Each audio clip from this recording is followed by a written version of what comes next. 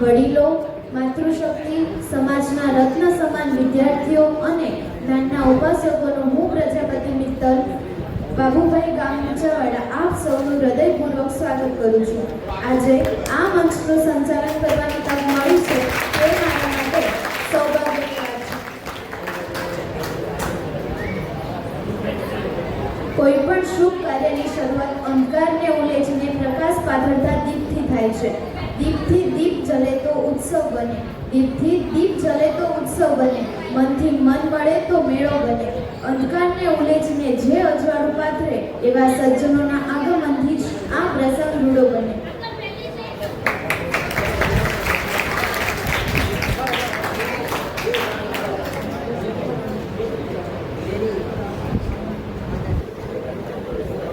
હું આજના આપણા મુખ્ય મહેમાનો અને સમાજના મોભીઓને નમ્ર વિનંતી કરીશ કે તેઓ દીપ પ્રાગટ્ય કરી કાર્યક્રમને ખુલ્લો મૂકે. સમાજના 5 વડીલો અને સ્ટેજ પર મહેમાનો આપણે દીપ પ્રાગટ્ય માટે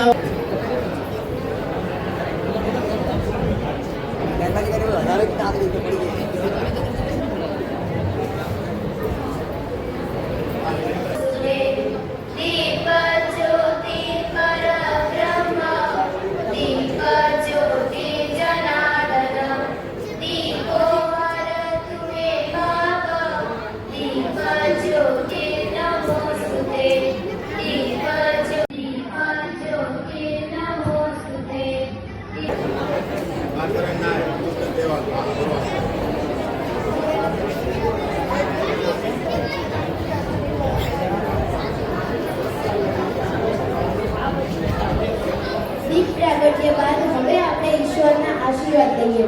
પ્રાર્થના એ આત્માનો અવાજ છે. પ્રાર્થના એટલે પરમાત્મા સાથેનો આત્માનો સ્પર્શ. આ અદ્ભુત લાક્ષણિકતાઓને અનુભવતા સૌને નમ્ર વિનંતી છે કે આપણે આંખોને વિરામ આપીશું અને સૌ પ્રાર્થનામાં જોડાઈશું અને ઈશ્વરને યાદ કરીશું. હવે હું દક્ષાબેન સુંદરભાઈ ગામ ભમરિયા એન્ડ ટીમને વિનંતી કરીશ કે તેઓ પોતાની મધુર વાણીથી પ્રાર્થના રજૂ કરે કે જેમાં નિધિ અશોકભાઈ ગામ અનાપુર છોટા, ગુંજન દિનેશભાઈ ગામ અનાપુર છોટા, વિધિ વિજયભાઈ ગામ ભમરિયા, ક્રિઝલ રમેશભાઈ ગામ વોડા, વૈશાલી દશરથભાઈ ગામ શેરા.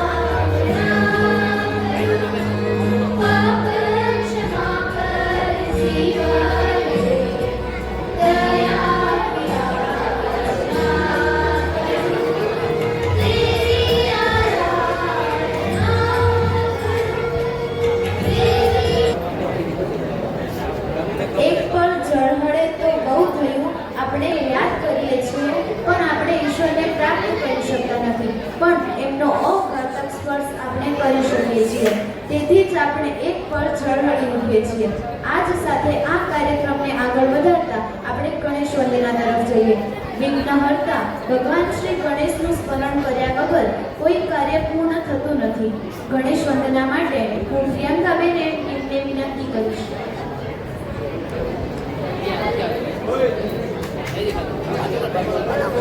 गणनायकाय गणदेवताय गणाध्यक्षाय धीमहि गुणशरीराय गुणमण्डिताय गुणेशानाय धीमहि गुणातीताय गुणाधीशाय गुणप्रविष्टाय धीमहि एकदन्ताय वक्रतुण्डाय गौरीतनयाय धीमहि गजेशानाय भालचन्द्राय श्रीगणेशाय धीमहि एकदन्ताय वक्रतुण्डाय गौरीतनयाय धीमहि गजेशानाय भालचन्द्राय श्रीगणेशाय धीमहि गानचतुराय गानप्राणाय गानान्तरात्मने गानोत्सुकाय गानमत्राय गानोत्सुकमनसे गुरुचिताय गुरुदेवताय गुरुकुलस्थायने गुरुविक्रमाय गुह्यप्रवराय गुरुवे गुरुगुरवे गुरुदैत्यदलक्षेत्रे गुरुधर्मसदाराध्याय गुरुपुत्रपरिपात्रे गुरुपाखण्डगण्डकाय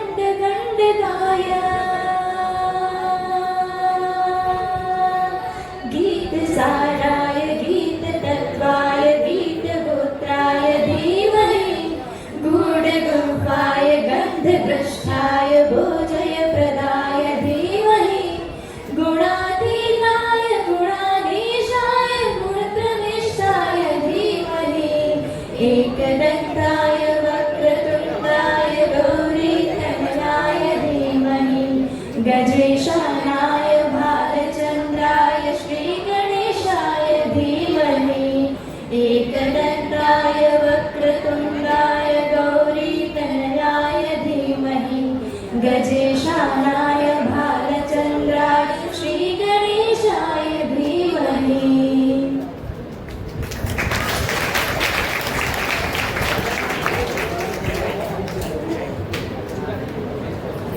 ખૂબ સરસ.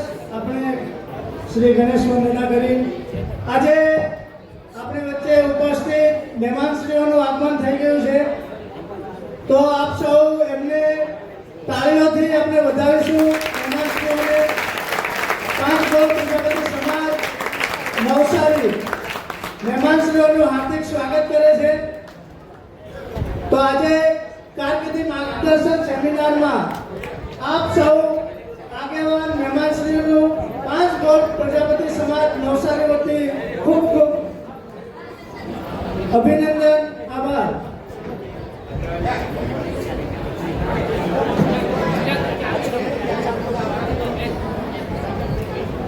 આપણા વિદ્યાર્થી મિત્રો, ચાલુ કાર્યક્રમમાં આપણે વચ્ચે ડિસ્ટર્બ કરીશું, શાંતિથી બેસવાનું છે. આપણો કાર્યક્રમ ટૂંક સમયમાં આપણે શરૂઆત થઈ જશે. આજે જે પણ આપણું કોઈ માર્ગદર્શન અહીંયા આપણને જે મળવાનું છે એ વિદ્યાર્થી મિત્રો આપણા જીવનમાં ઉતારવાનું છે. આ કાર્યક્રમ તમને એમાંથી ઘણું બધું શીખવા પણ મળશે કે તમે આવનારી પરીક્ષાઓ પાસ કરો છો, પરંતુ પરીક્ષા પાસ કરીને તમને કઈ ફિલ્ડમાં જવું, કઈ લાઈન તમારે પકડવી, એ ફિલ્ડમાં કઈ રીતે તમને આગળ વધવા મળે છે, એના માટેનો આજે સેમિનાર ગોઠવવામાં આવ્યો છે. તો આપ સૌ ધ્યાનથી સાંભળશો. તો ખાસ કરીને ચાલુ કાર્યક્રમ દરમિયાન જે પણ કંઈ આપણને શીખવા મળે એ આપણે ધ્યાનથી અહીંયા સાંભળશું અને કાર્યક્રમને શુભ સારો બનાવીશું એવી સૌ પોતાની જવાબદારી છે. સાથે આ કાર્યક્રમને આગળ વધારતા આપણે મહેમાનોના સ્વાગત તરફ જઈએ. સન્માન એ માત્ર પુષ્પગુચ્છ કે શાલ નથી. સન્માન એ માત્ર પુષ્પગુચ્છ કે શાલ નથી, પણ વ્યક્તિના કાર્ય પ્રત્યેનો આપણો આદર છે. મુખ્ય વક્તા ડોક્ટર દિવ્યેશ શુક્લાનું સન્માન અશોકભાઈ પ્રજાપતિ અને પ્રવીણભાઈ પ્રજાપતિ કરશે.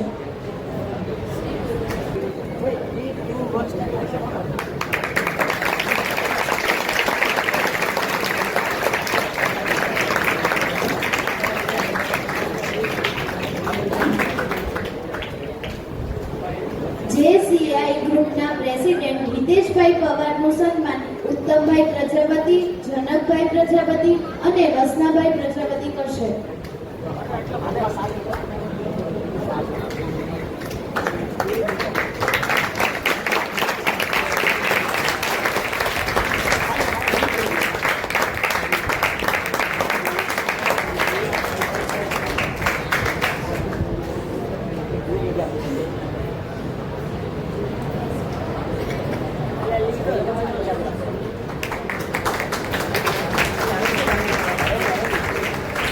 JCI ગ્રુપના વાઇસ પ્રેસિડેન્ટ જેસલ શાહનું સન્માન દક્ષાબેન શંકરભાઈ ગામ ભમરિયા અને ડોક્ટર હિનાબેન ભુરાભાઈ ગામશેરા તેમનું સન્માન કરશે.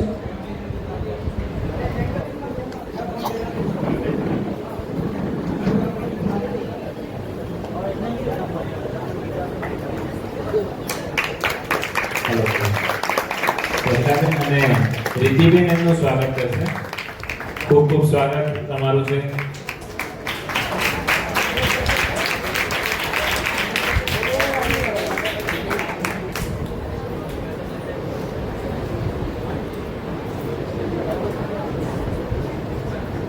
JCI ગ્રુપના ડાયરેક્ટર JC સંકેત પટેલનું સન્માન રગાભાઈ પ્રજાપતિ અને ભરતભાઈ પ્રજાપતિ કરશે.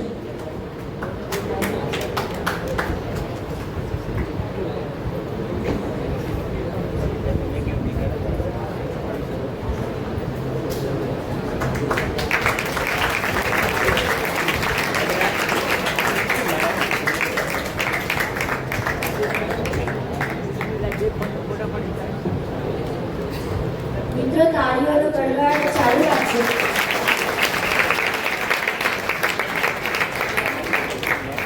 શ્રી દેવાભાઈ પ્રજાપતિ કે જેઓ નવસારીના મામલતદાર છે, તેમનું સન્માન ડાયાભાઈ પ્રજાપતિ, નરસિંહભાઈ પ્રજાપતિ અને ચિરાગભાઈ પ્રજાપતિ કરશે.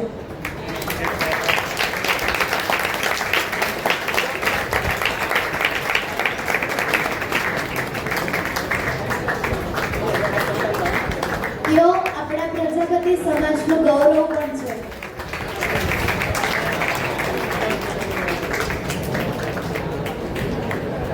JCI ગ્રુપને હું વિનંતી કરું છું કે તેઓ અમારા પાંચગોળ પ્રજાપતિ સમાજ માટે 2 શબ્દો કહે.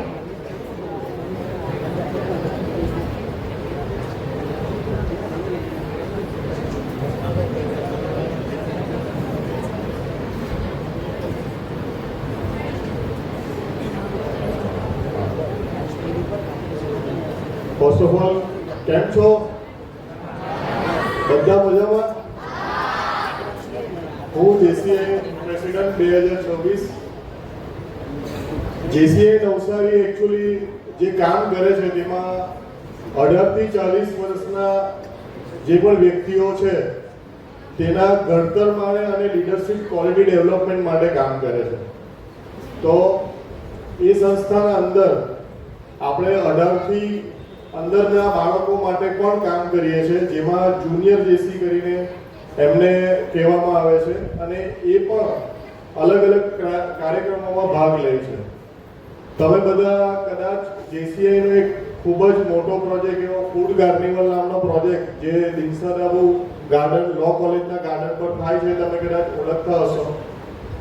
તેમાં ફૂડને લઈને અલગ અલગ વાનગીઓ લઈને એક પ્રોગ્રામ કરવામાં આવે છે. એવા આખા વર્ષમાં ટ્રેનિંગને લઈને ટ્રેનિંગમાં અલગ અલગ એમાં EPS છે, ઇફેક્ટિવ પબ્લિક સ્પીકિંગ, લોકો સામે કઈ રીતે બોલવું અને આપણે પોતાની સ્કિલને કેવી રીતે ડેવલપ કરવી, એવી રીતના અલગ અલગ પ્રોગ્રામો થાય છે.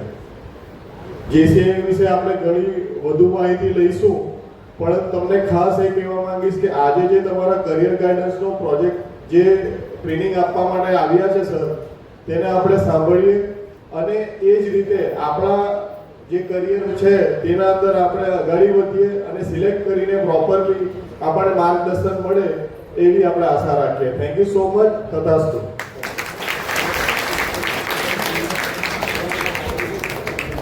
દરેક સફળ કાર્યક્રમ પાછળ એક મજબૂત વિચાર હોય છે. આજના આ સેમિનારનો મુખ્ય ઉદ્દેશ્ય અને તેમની રૂપરેખા આપવા માટે હું વિપુલભાઈ પ્રજાપતિને વિનંતી કરું છું કે તેઓ મંચ પર આવીને પોતાની વાત રજૂ કરે. હેલો, નમસ્કાર. મહેમાનશ્રી, વડીલો અને આપ સૌ વિદ્યાર્થી મિત્રો, આજનો કાર્યક્રમ આપણો સેમિનારનો છે જે ધોરણ 10, 12 અને કોલેજ પછીના શું કરવાનું છે તે ઘણું મહત્વનું છે. મારું તો એટલું કહેવું છે, હું આ ફિલ્ડની અંદર લગભગ 25 વર્ષથી જોડાયેલો છું અને ઘણા બધા વિદ્યાર્થીઓને મેં ભણાવ્યા છે. તે આજે CA, ડૉક્ટરનું ઘણી બધી લાઈનોમાં આગળ વધ્યા છે.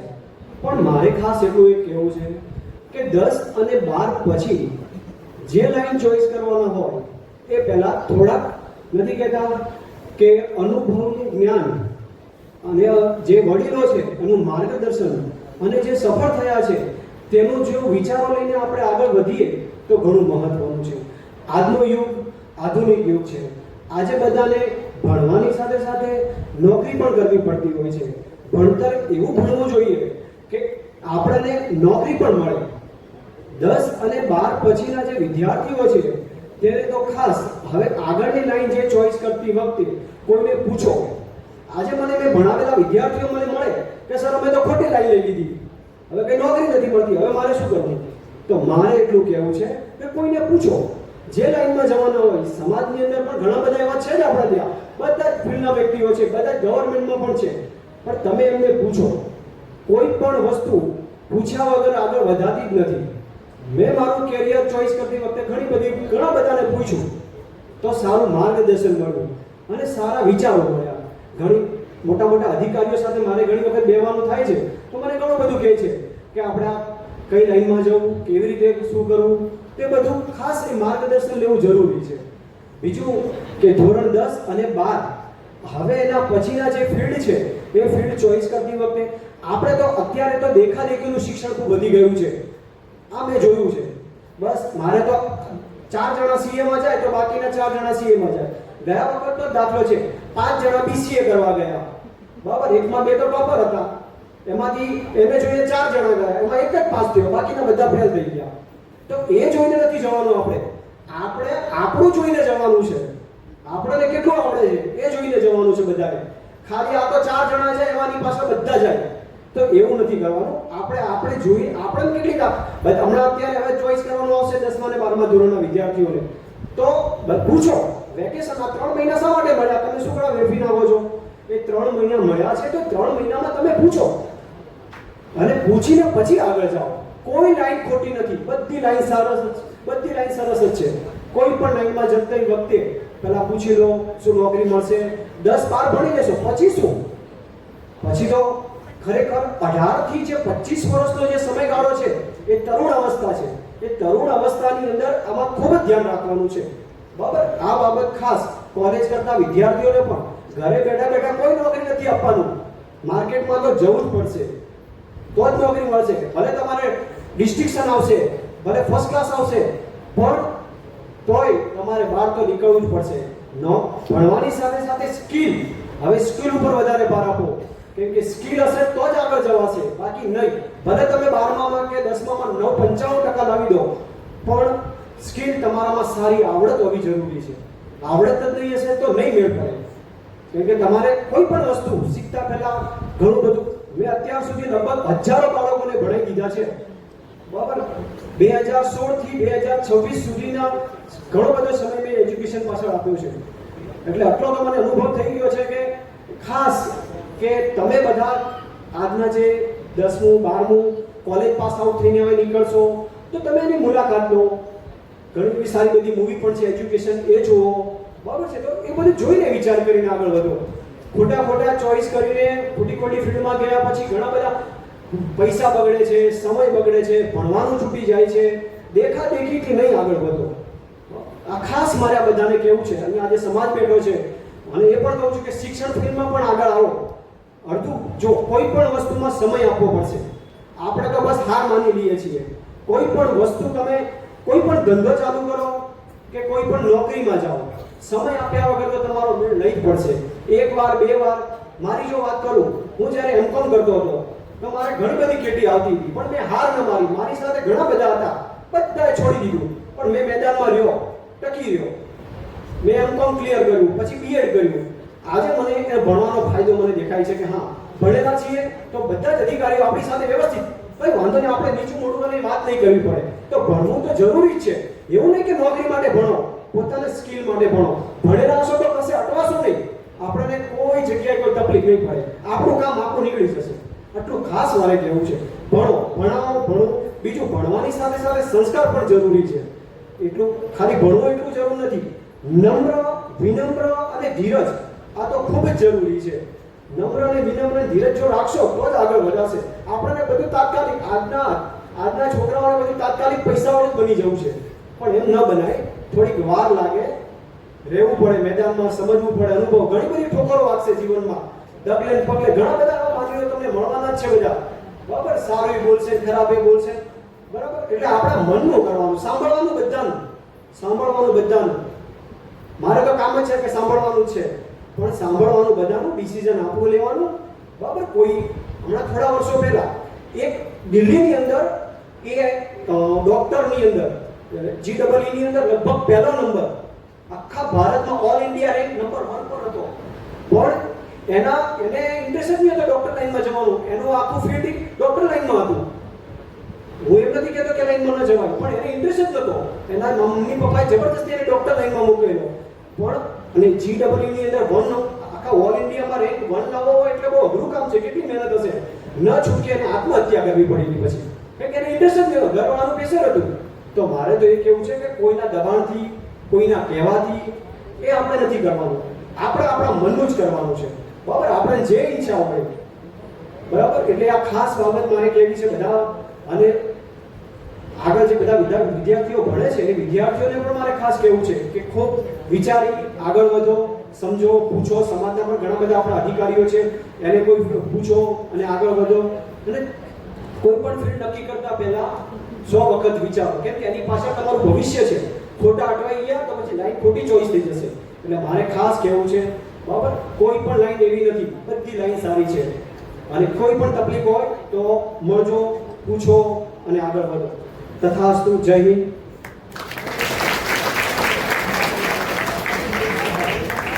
હવે આગળની કમેન્ટ હું મારી સાથીદાર રિદ્ધિ પ્રજાપતિને સોંપું છું.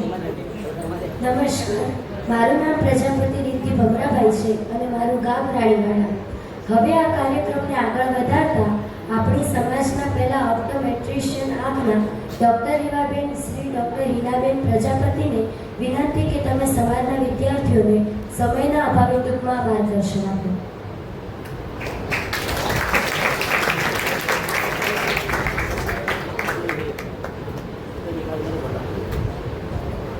નમસ્કાર.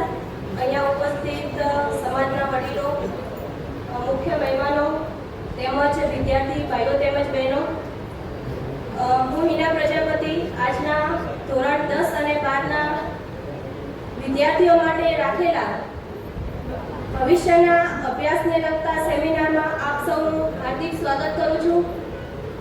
હું એક ઓપ્ટોમેટ્રિસ્ટ છું અને હાલમાં હું આપણા નવસારીમાં દિલ સાયકેલમાં કાર્યરત છું. હું મેં રોટરીયા ઇન્સ્ટિટ્યૂટથી 2021માં ઓપ્ટોમેટ્રીની ડિગ્રી પાસ કરી હતી અને લાસ્ટ 5 વર્ષથી હું આ ક્ષેત્રે કાર્યરત છું. મેં ઘણી અલગ અલગ હોસ્પિટલમાં પ્રેક્ટિસ કરી છે અને હાલમાં હું આપણા નવસારીમાં દિલ સાયકેલમાં કાર્યરત છું. હવે આપણે વાત કરીએ ધોરણ 10 અને 12ના વિદ્યાર્થીઓ માટે, તો હાલમાં બધાના મનમાં એક જ સવાલ છે કે હવે આગળ આપણે શું કરીએ. તો વિદ્યાર્થી ભાઈઓ બહેનો, હવે તમે જે કંઈ સબ્જેક્ટ કે જે કંઈ લાઈન પસંદ કરવાના છો એ તમારા માટે ખાલી એ જ નહીં કે તમે કોઈ ફિલ્ડ કે કોઈ લાઈન કે કોઈ સબ્જેક્ટ પસંદ કરો છો, પણ એ તમારા ભવિષ્યનો સાચો રસ્તો પસંદ કરવાનો છે. તો ખૂબ વિચારીને, ખૂબ માહિતી મેળવીને, બધી જ ફિલ્ડ વિશે માહિતી મેળવીને પછી પછી જ તમે આગળ વધો, પછી જ ડિસિઝન લો.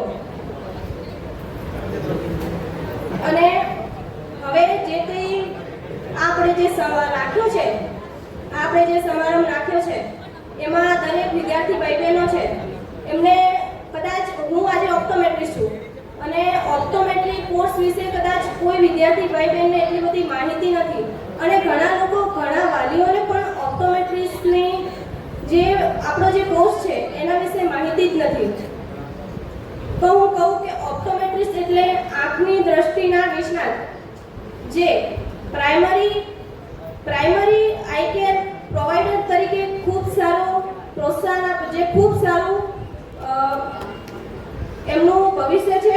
હવે હું વાત કરું કે ઓપ્ટોમેટ્રી એક એવો કોર્સ છે જેમાં તમે આંખની સંપૂર્ણ તપાસ દરમિયાન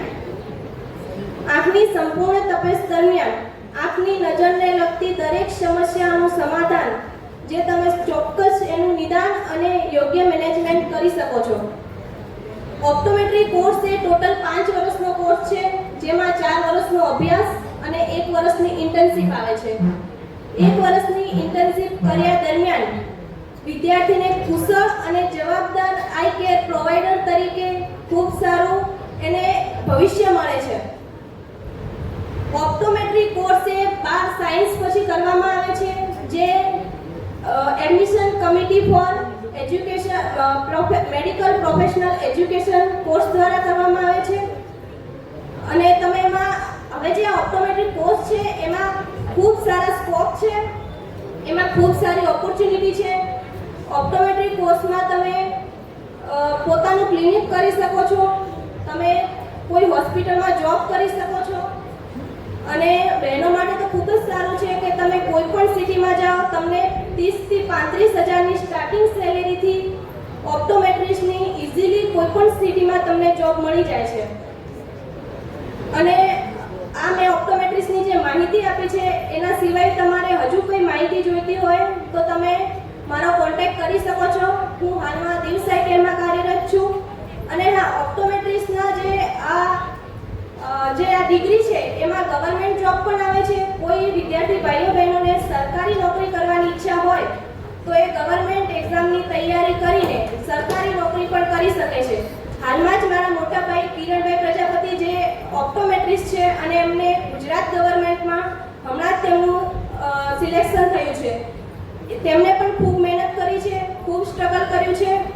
ભાઈઓ બહેનો, આપણે આગળ વધવા માટે સ્ટ્રગલ તો કરવું જ પડશે, મહેનત તો કરવી જ પડશે. એમને પણ ખૂબ મહેનત કરી છે એટલે તે આગળ વધ્યા છે અને એમને જોઈને આપણને ખૂબ સારી પ્રેરણા મળી છે. તો કિરણભાઈને પણ ખૂબ ખૂબ અભિનંદન. હવે હું વાત કરું દીકરીઓના અભ્યાસ ઉપર, તો આપણા સમાજમાં દીકરીઓનો હજુ ખૂબ ઓછો અભ્યાસ છે. ઘણા ઘરોમાં પણ હજુ એવા જ સવાલ થાય છે કે દીકરીને ભણાવીને શું કરવું છે, કે દીકરીને તો ઘર જ સંભાળવાનું છે ને.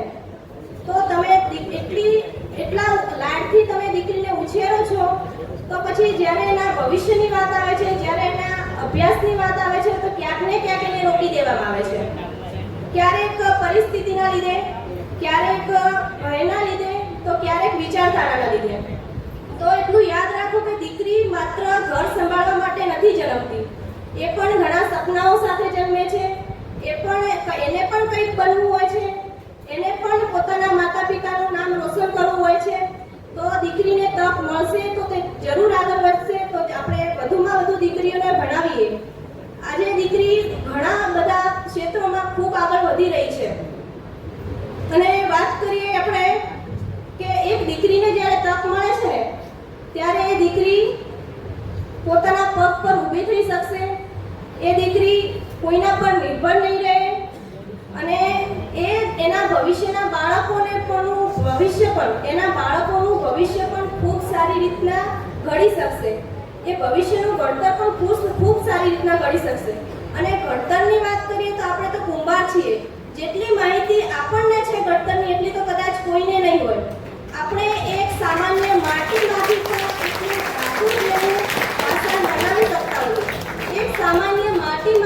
ધાતુ જેવું વાસણ બનાવી શકતા હોઈએ તો દીકરીના ભવિષ્યનું ઘડતર તો આપણે કરી શકીએ છીએ. તો હવે જે આપણી દીકરી નબળી નથી, તક નબળી પડે છે. આપણી દીકરી નબળી નથી, તક નબળી પડે છે અને દીકરીઓને તક મળે છે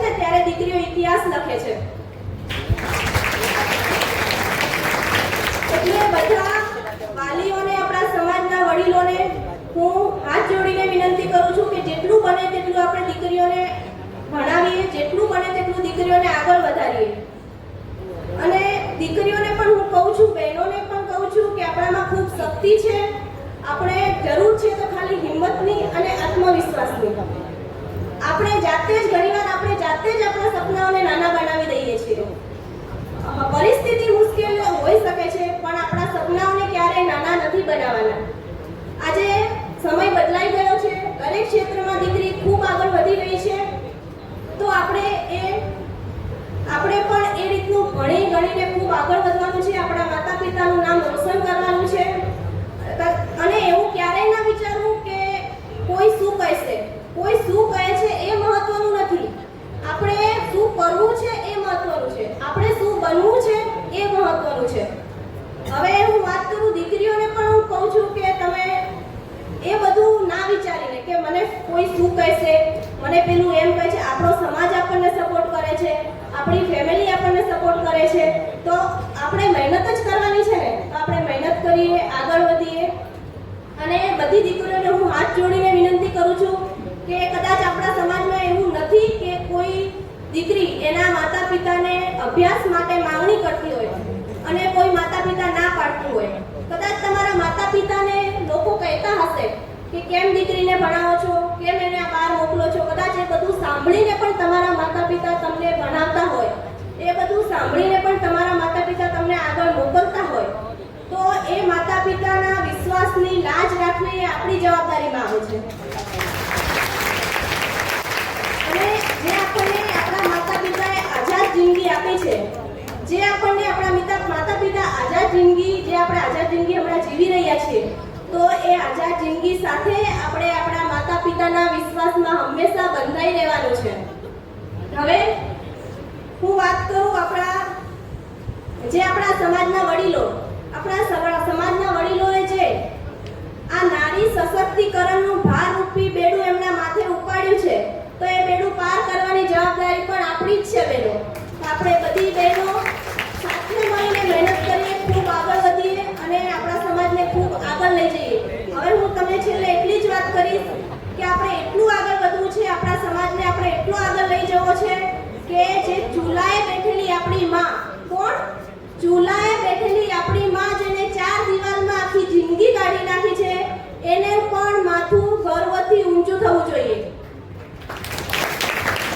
એટલે મારા વડીલોને પણ હું ખૂબ વિનંતી કરું છું કે આપણે દીકરીઓને ભણાવીએ અને એને આગળ વધારીએ. બાકી આ કોર્સ વિશે જે કોઈને માહિતી મેળવવી હોય, ઓપ્ટોમેટ્રી વિશે અથવા કોઈ પણ મેડિકલ ફિલ્ડ વિશે કોઈને કંઈ માહિતી જોઈતી હોય, તે મારો કોન્ટેક્ટ કરી શકે છે. આપ સૌનો ખૂબ ખૂબ આભાર. મને શાંતિપૂર્વક સાંભળવા માટે ખૂબ ખૂબ ધન્યવાદ. મારા સમાજના વડીલોને કે મને આ સ્ટેજ પર બોલવાનો મોકો આપ્યો છે. જય ભારત અસ્તુ.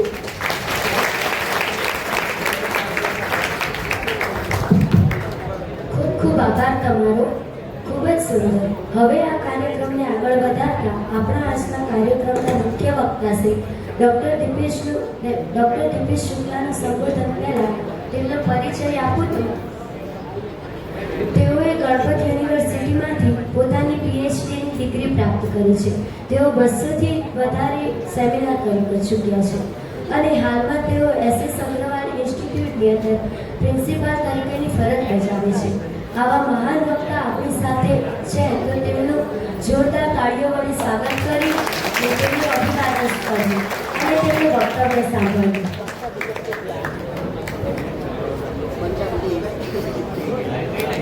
ડૉક્ટર દીપેશ શુક્લા.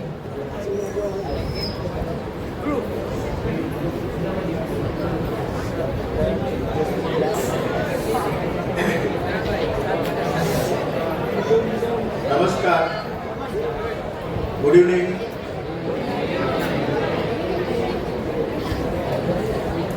પ્રોજેક્ટરની સ્ક્રીન થોડી આછી દેખાય છે. ઓકે, ચાલશે. ઓકે, સૌપ્રથમ હું JCITના પ્રમુખ શ્રી નીતેશભાઈ પવાર અને જયસલબેન શાહનો આભારી છું કે જેને મને તક આપી તમારી સામે બોલવાની. અને જે પણ હમણાં દીકરીએ ઇન્ટ્રોડક્શન આપ્યું એ મુજબ હું SS અગ્રવાલ કોલેજ એન્જિનિયરિંગ કોલેજમાં પ્રિન્સિપલ તરીકે કામ કરું છું. 31 વર્ષનો અનુભવ છે, બરાબર. એટલે જે પણ મારી જર્નીની અંદર હું શીખો છું એ તમને 10મા 12માના વિદ્યાર્થીઓને કઈ રીતે બ્રાન્ચનું સિલેક્શન કરવું, કઈ રીતે લાઈનનું સિલેક્શન કરવું, એ તો આપણે વાત કરશું જ, પણ એ સિવાય ઘણી બીજી મોટિવેશનની વાત કરવી છે જે તમને લાઈફની અંદર કદાચ ઉપયોગી થશે. તો શાંતિથી સાંભળજો એવી પ્રાર્થના, અને જે સારું લાગે એ લેવાનું, બરાબર. વિદ્યાર્થીઓ ઘણા બધા છે, ક્રાઉડની અંદર વાલીઓ પણ ઘણા બધા છે, અને નાના બાળકો પણ ઘણા બધા છે. ટૂંકમાં મારે બધાને ધ્યાનમાં રાખીને વાત કરવાની છે, બધું મિક્સ ઓડિયન્સ છે. તો પહેલાં આપણે વિદ્યાર્થીઓથી સ્ટાર્ટ કરીએ. તો બધાને ક્લિયર સંભળાય છે? હા. તો વિદ્યાર્થીઓથી વાત કરીએ તો વિદ્યાર્થીઓ હમણાં બધા એક્ઝામ આપી, તો એક્ઝામની અંદર ઘણા વિદ્યાર્થીઓની મેમરી ગજની જેવી હોય. ગજની ખબર છે ને પિક્ચર? હા, શોર્ટ ટર્મ મેમરી, બરાબર. આજે રાતે વાંચીને કાલે સવારે જેટલું પણ આવડતું એટલું બધું લખી દેવાનું, પછી બીજે દિવસે પૂછો તો એ મને ખબર, બરાબર થાય. પણ એમાં એનું કારણ છે કે તમને શું કામ ભણવાનું પેલું લાગે, કારણ કે હવે 1556માં પ્લાસીનું યુદ્ધ થયું હોય, અકબરે શું કર્યું, ઔરંગઝેબે શું કર્યું, એ યાદ રાખીને અત્યારે શું કરવાનું, બરાબર.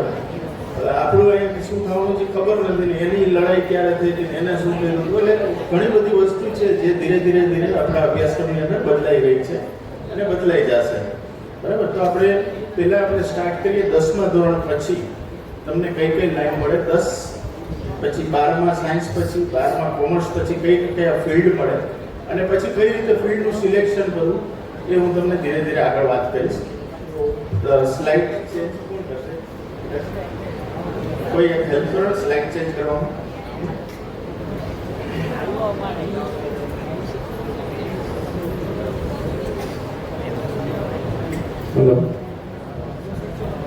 Hello ready? ઓકે. તો નેક્સ્ટ હા, career option after 10th science, બરાબર. 10મું કર્યા પછી ઘણા વિદ્યાર્થીઓને એવું હોય મગજમાં કે આપણે 11-12 નથી કરવું, રિસ્ક નથી લેવું, બરાબર. વળી પાછું 10માં આવ્યા એટલા ટકા ના આવ્યા તો કઈ લાઈન લઈ શકાય, તો કે ટેકનિકલ વોકેશનલ કોર્સીસ, બરાબર. પછી ડિપ્લોમા થાય 3 વર્ષનો, તમે એન્જિનિયરિંગની અંદર ડિપ્લોમા કરી શકો 3 વર્ષની અંદર. તો એન્જિનિયરિંગની અંદર બધી બ્રાન્ચીસ છે, સિવિલ, મિકેનિકલ, ઇલેક્ટ્રિકલ, કેમિકલ, ઘણી બધી બ્રાન્ચીસ છે.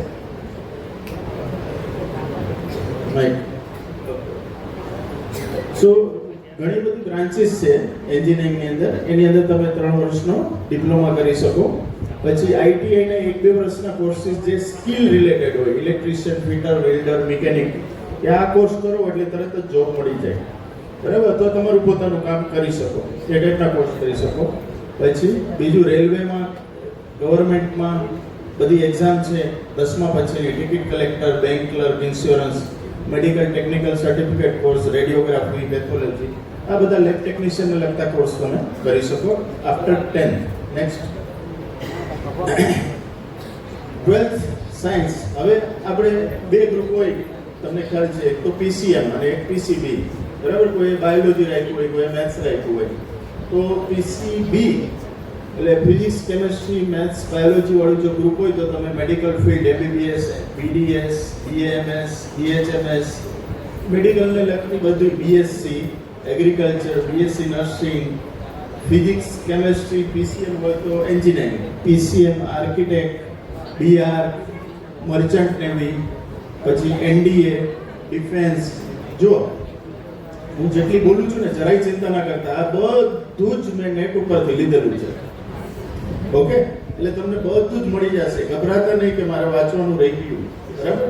અને આગળ નંબર એ આપેલો છે, ગમે ત્યાં તમને ફોન કરજો, કોલેજ આવજો, હું તમને બધી માહિતી આપીશ. જરાય ચિંતા નહીં કરવાની, ખાલી અહીંયા એન્જોય કરો, સાંભળો, ઓકે. એટલે તમને આઈડિયા આવશે કે આપણે બ્રાન્ચ સિલેક્શનમાં આપણી કોઈ જાતની ભૂલ ન થાય અને સાચી બ્રાન્ચ સિલેક્ટ થાય, બરાબર. Next commerce. હવે કોમર્સમાં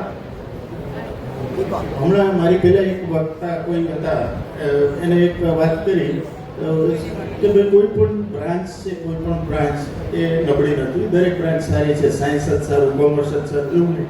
તમે જે પણ બ્રાન્ચમાં એડમિશન લો એમાંથી તમે શું ગ્રાસ્પ કરો છો ધેટ મેટર્સ. બરાબર, એમાંથી તમે શું શીખો છો એના આધારે તમારો પ્રોગ્રેસ નક્કી થાય.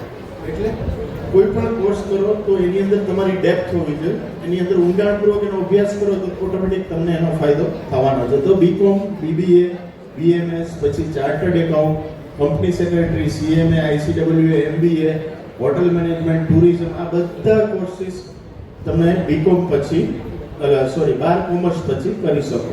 Next, arts. હવે ઘણા આર્ટ્સની લાઈન પણ લેતા હોય છે. તો આર્ટ્સની લાઈન લીધા પછી ટૂંકમાં ગ્રેજ્યુએશન તમે કોઈ પણ જાતનું કરો એટલે તમે ઇવન યુપીએસસીની એક્ઝામ, જીપીએસસીની એક્ઝામ, મામલતદાર, તલાટી, ડીએસપી, ડીવાયએસપી, પીએસઆઈ, આ બધી જ એક્ઝામમાં તમે એપિયર થઈ શકો. બરાબર, કોઈ પણ ફિલ્ડમાં તમારું ગ્રેજ્યુએશન હોવું જોઈએ. જરૂરી નથી કે સાયન્સ કે કોમર્સ. જો સરકારી નોકરીની તમને પેલી હોય તો તમે કોઈ પણ ફિલ્ડમાં ગ્રેજ્યુએશન કરી અને એમાં ગવર્મેન્ટ જોબ માટે તમે એપ્લાય કરી શકો.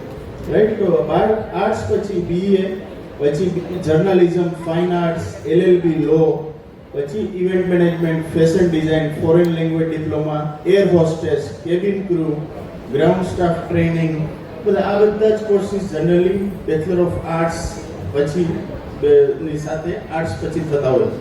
બરાબર, અધર પ્રોફેશનલ ગવર્મેન્ટ કોર્સિસ મેં જે વાત કરી છે, યુપીએસસી, એમપીએસસી, એસએસસી, બેન્કિંગ એક્ઝામ, એટલી બધી એક્ઝામ હોય છે કે તમે કદાચ એક સરસ વાત યાદ આવી તમને કહી દઉં.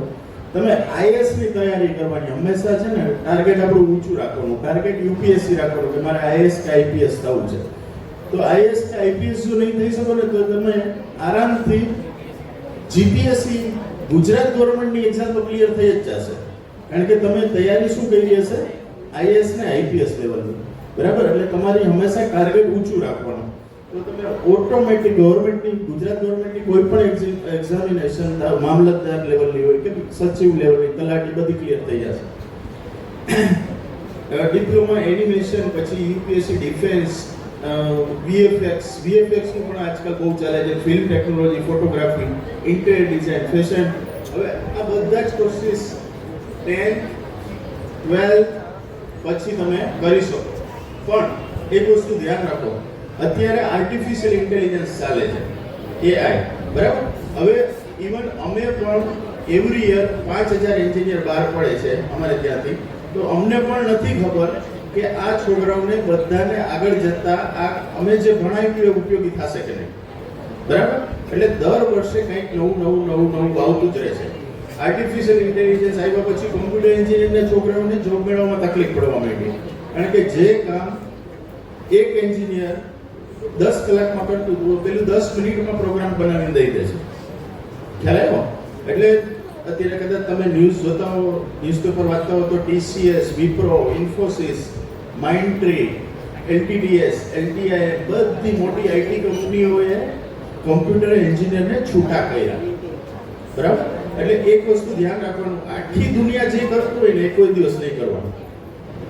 બરાબર, ઘેટાની જેમ નહીં કરવાનું. જે બધા જ કહેતા હોય બધા કે કોમ્પ્યુટર નહીં. આપણે શું એમાં ઇન્ટરેસ્ટ છે એ મુજબ કામ કરવાનું. એના ઉપર હું તમને આગળની સ્લાઇડમાં સમજાવું છું કે તમારો ઇન્ટરેસ્ટ એરિયા કેવી રીતે ફાઇન્ડ આઉટ કરવો. બરાબર, હવે પછી જેટલી સ્લાઇડ છે ને એમાં તમને ક્યાંય કંટાળો નહીં આવે, બધાને મજા જ આવશે, બધી સ્ટોરી છે. નેક્સ્ટ, જોશુઆ બેલ. હવે આ એક છે ને જોશુઆ બેલ એક વાયોલિનિસ્ટ છે. એનું જે વાયોલિન વગાડે છે ને એની કિંમત 5 કરોડ છે. કેટલા? 5 કરોડ. તો એને એક સોશિયલ એક્સપેરિમેન્ટ કર્યો. શું સોશિયલ એક્સપેરિમેન્ટ કર્યો? ન્યુયોર્ક વોશિંગ્ટન ડીસી રેલવે સ્ટેશનની નીચે એને પોતે આ વાયોલિન વગાડ્યું. વર્લ્ડ બેસ્ટ વાયોલિનિસ્ટ કહેવાય. અને કોઈને કીધું નહીં કે હું આ કલાકાર છું, અને પોતાની રીતે એને વાયોલિન વગાડ્યું. ત્યાં હેટ રાખી દીધી. એટલે ફોરેનમાં એવી સિસ્ટમ હોય, લોકો આવતા જાય જતા જાય અને એની ટોપીની અંદર પૈસા નાખતા જાય.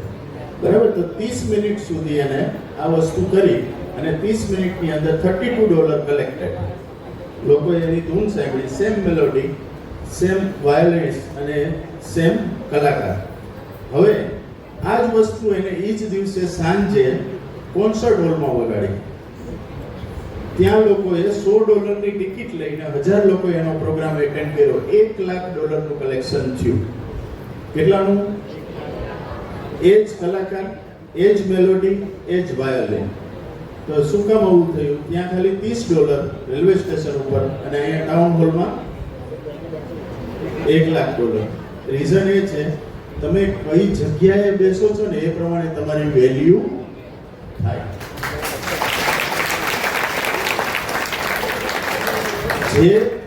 જે પાણીની બોટલ કરિયાણાની દુકાને 15 રૂપિયાની મળે ને એ જ પાણીની બોટલ એરપોર્ટ ઉપર 150 રૂપિયાની મળે. રાઈટ? એટલે આપણું ગ્રુપ, આપણું સર્કલ પ્રોપર સિલેક્ટ કરવાનું. તો તમારી કોલેજ પણ એવી રીતે પ્રોપર સિલેક્ટ કરવાની. જો તમે આઈઆઈટી માંથી કરશો તો તમારી વેલ્યુ આખી અલગ હશે. તમે એનઆઈટી માંથી એન્જિનિયરિંગ કરશો તો તમારી વેલ્યુ અલગ હશે. જોબ ગોતવા નહીં જવું પડે, સામેથી આવશે. બરાબર? હું ગૌરવ સાથે કહું છું, મારો સન વેદાંત શુક્લ JEE મેઇનમાં 98.42 આઈઆઈટી, બરાબર, નવસારી ડિસ્ટ્રિક્ટ ફર્સ્ટ હમણાં આવ્યો. તો આ બધી વસ્તુ તમને જે મેં કરી છે મારા બાળકો માટે એ કહું છું. અમારી બેબી છે, સી ઇઝ આર્કિટેક્ટ, બરાબર. આ સ્પીચ પતશે ને પછી મને કારમાં કહેશે કે તમે મારા માટે શું કર્યું તો ગોતો, બરાબર. કારણ કે દીકરી હોય ને બીજી માં હોય, બરાબર. એટલે મારી માં છે, એ મને કહીને કંઈક મને ઠપકો આપ્યા કરે, ભૂલ કાઢ્યા કરે. ઓકે, નેક્સ્ટ બેટા. તમે બધાએ ટાઇટેનિકની સ્ટોરી સાંભળેલી છે, પણ આજે હું તમને જે ટાઇટેનિકની સ્ટોરી કહું છું ને કોઈ દિવસ નહીં સાંભળ્યું. આ ટાઇટેનિક છે ને જ્યારે ડૂબ્યું ને, રિયલ ટાઇટેનિક છે, ત્યારે ડૂબ્યું ને ત્યારે એની આસપાસ 3 બીજી શીપ હતી અને એને જ્યારે હેલ્પ માટે એલાર્મ વગાડ્યો ને ત્યારે 7 કિલોમીટર ઉપર એક શીપ હતી. એ લોકો એ એલાર્મ સાંભળ્યો પણ બચાવવા ના આવ્યા, કારણ કે એ લોકો ઇલીગલ ઓલી વેલ માછલીનો શિકાર કરતા હતા. એટલે એને બીક લાગી કે આપણે બચાવવા જશે ક્યાંક આપણે પકડાઈ જશે તો, એટલે બચાવવા ના આવ્યા અને બીજી દિશામાં ભાગવા માંડ્યા, બરાબર. પછી એનાથી 14 માઇલ દૂર બીજી એક શીપ હતી. એના કેપ્ટને એવું વિચાર્યું કે છોડો ને હવે તો વગાડ્યા કરે, સવારે જાશે, રાત પડી ગઈ છે, બરાબર. અને સૌથી દૂર 58 માઇલ ઉપર એક ત્રીજી શીપ હતી, કાર્પેથિયા.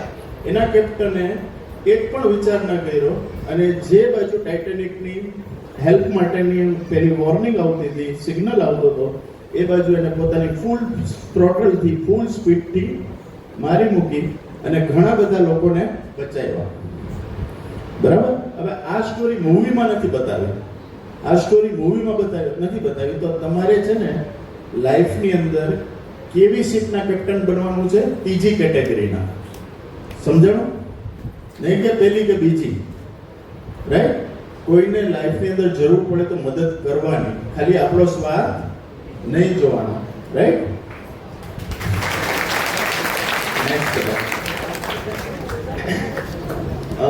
હવે તમે ફેરારીનું નામ સાંભળ્યું છે? ફેરારી, બરાબર. ફેરારી કાર અને લેમ્બોર્ગિની.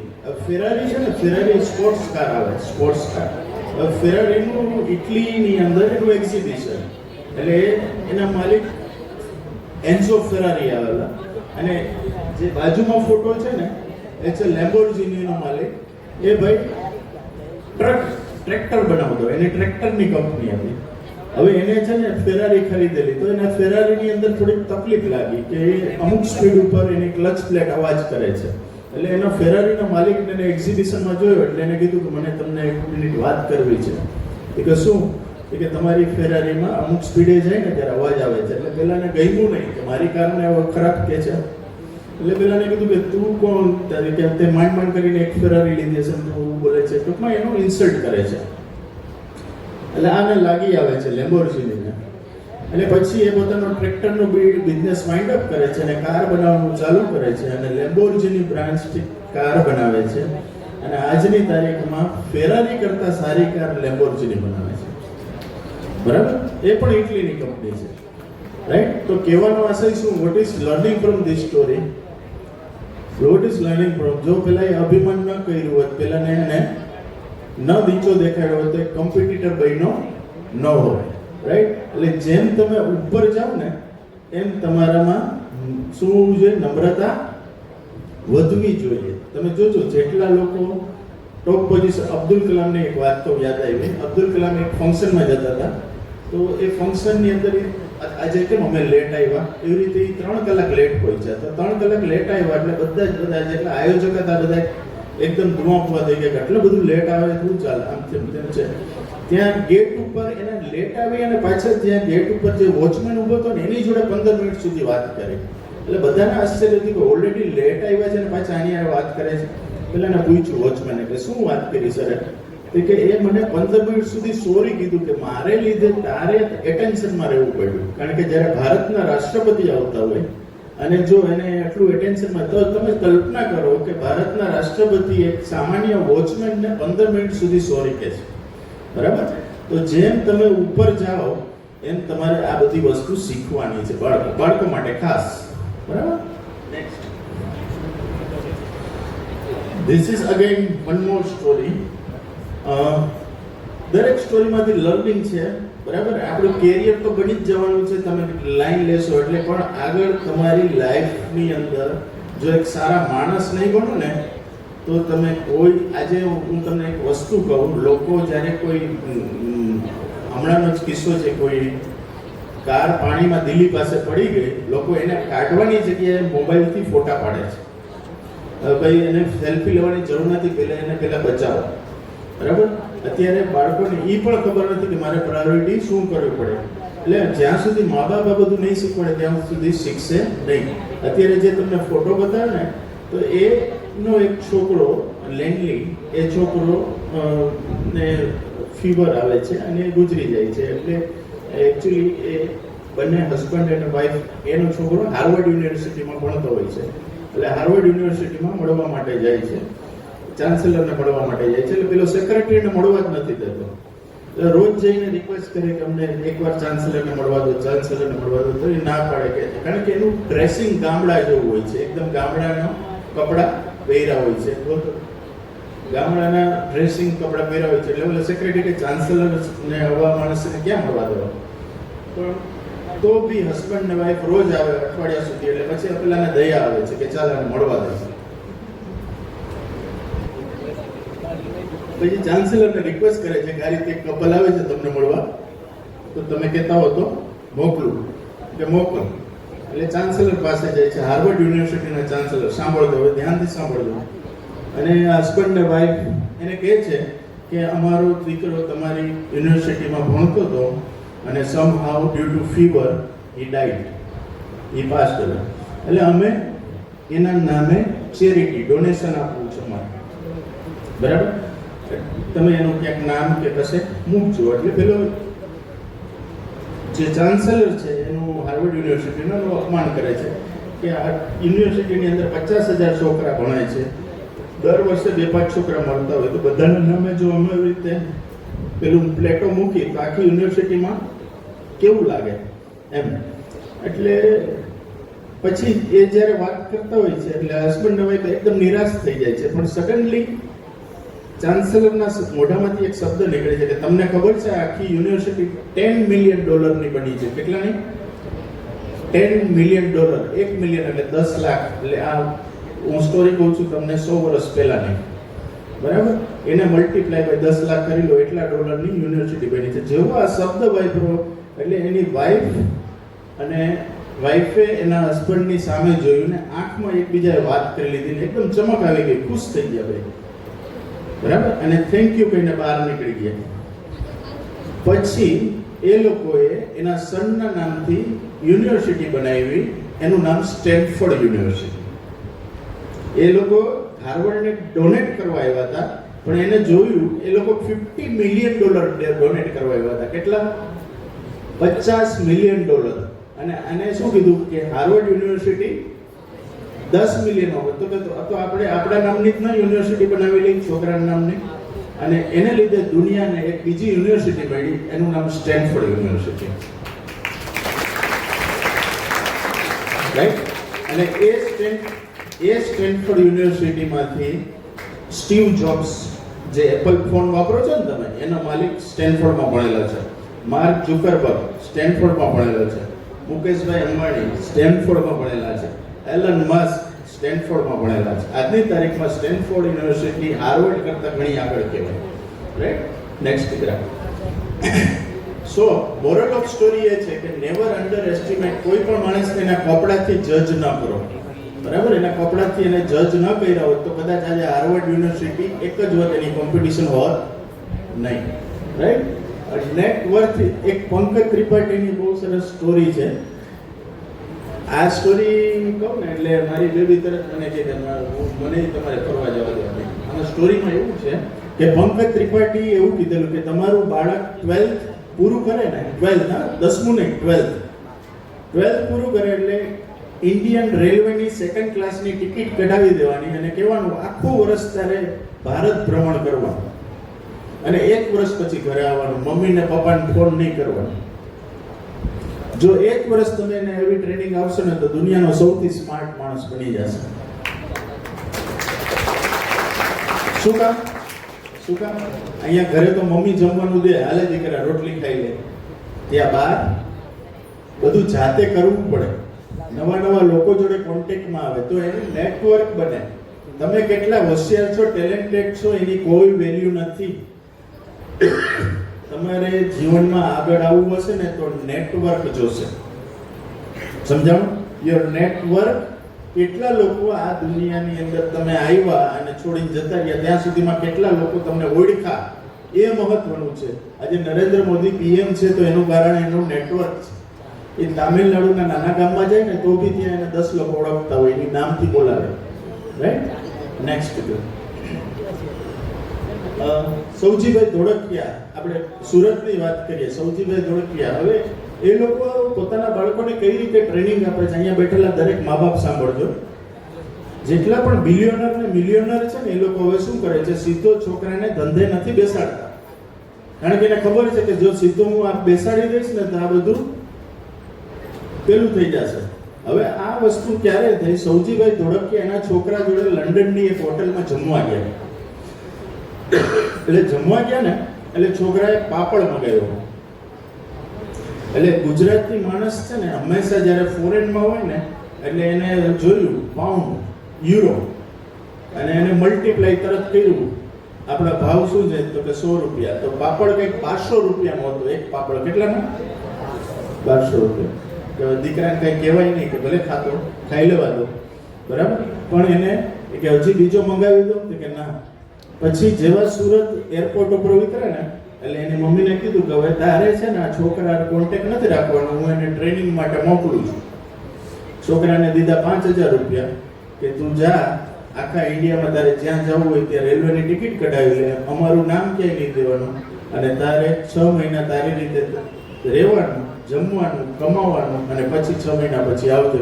મમ્મીને ફોન ન કરતો, ગૂગલ પે કરી દે મમ્મી, એવું કહેતે નહીં. બરાબર, એટલે છોકરો કેરળની એક નાની હોટલમાં, ચાની હોટલમાં વેઇટર તરીકે નોકરી કરી. 6 મહિના પછી પાછો આવ્યો અને પછી હરિકૃષ્ણ ડાયમંડનો 1200 કરોડનો બિઝનેસ સંભાળ્યો.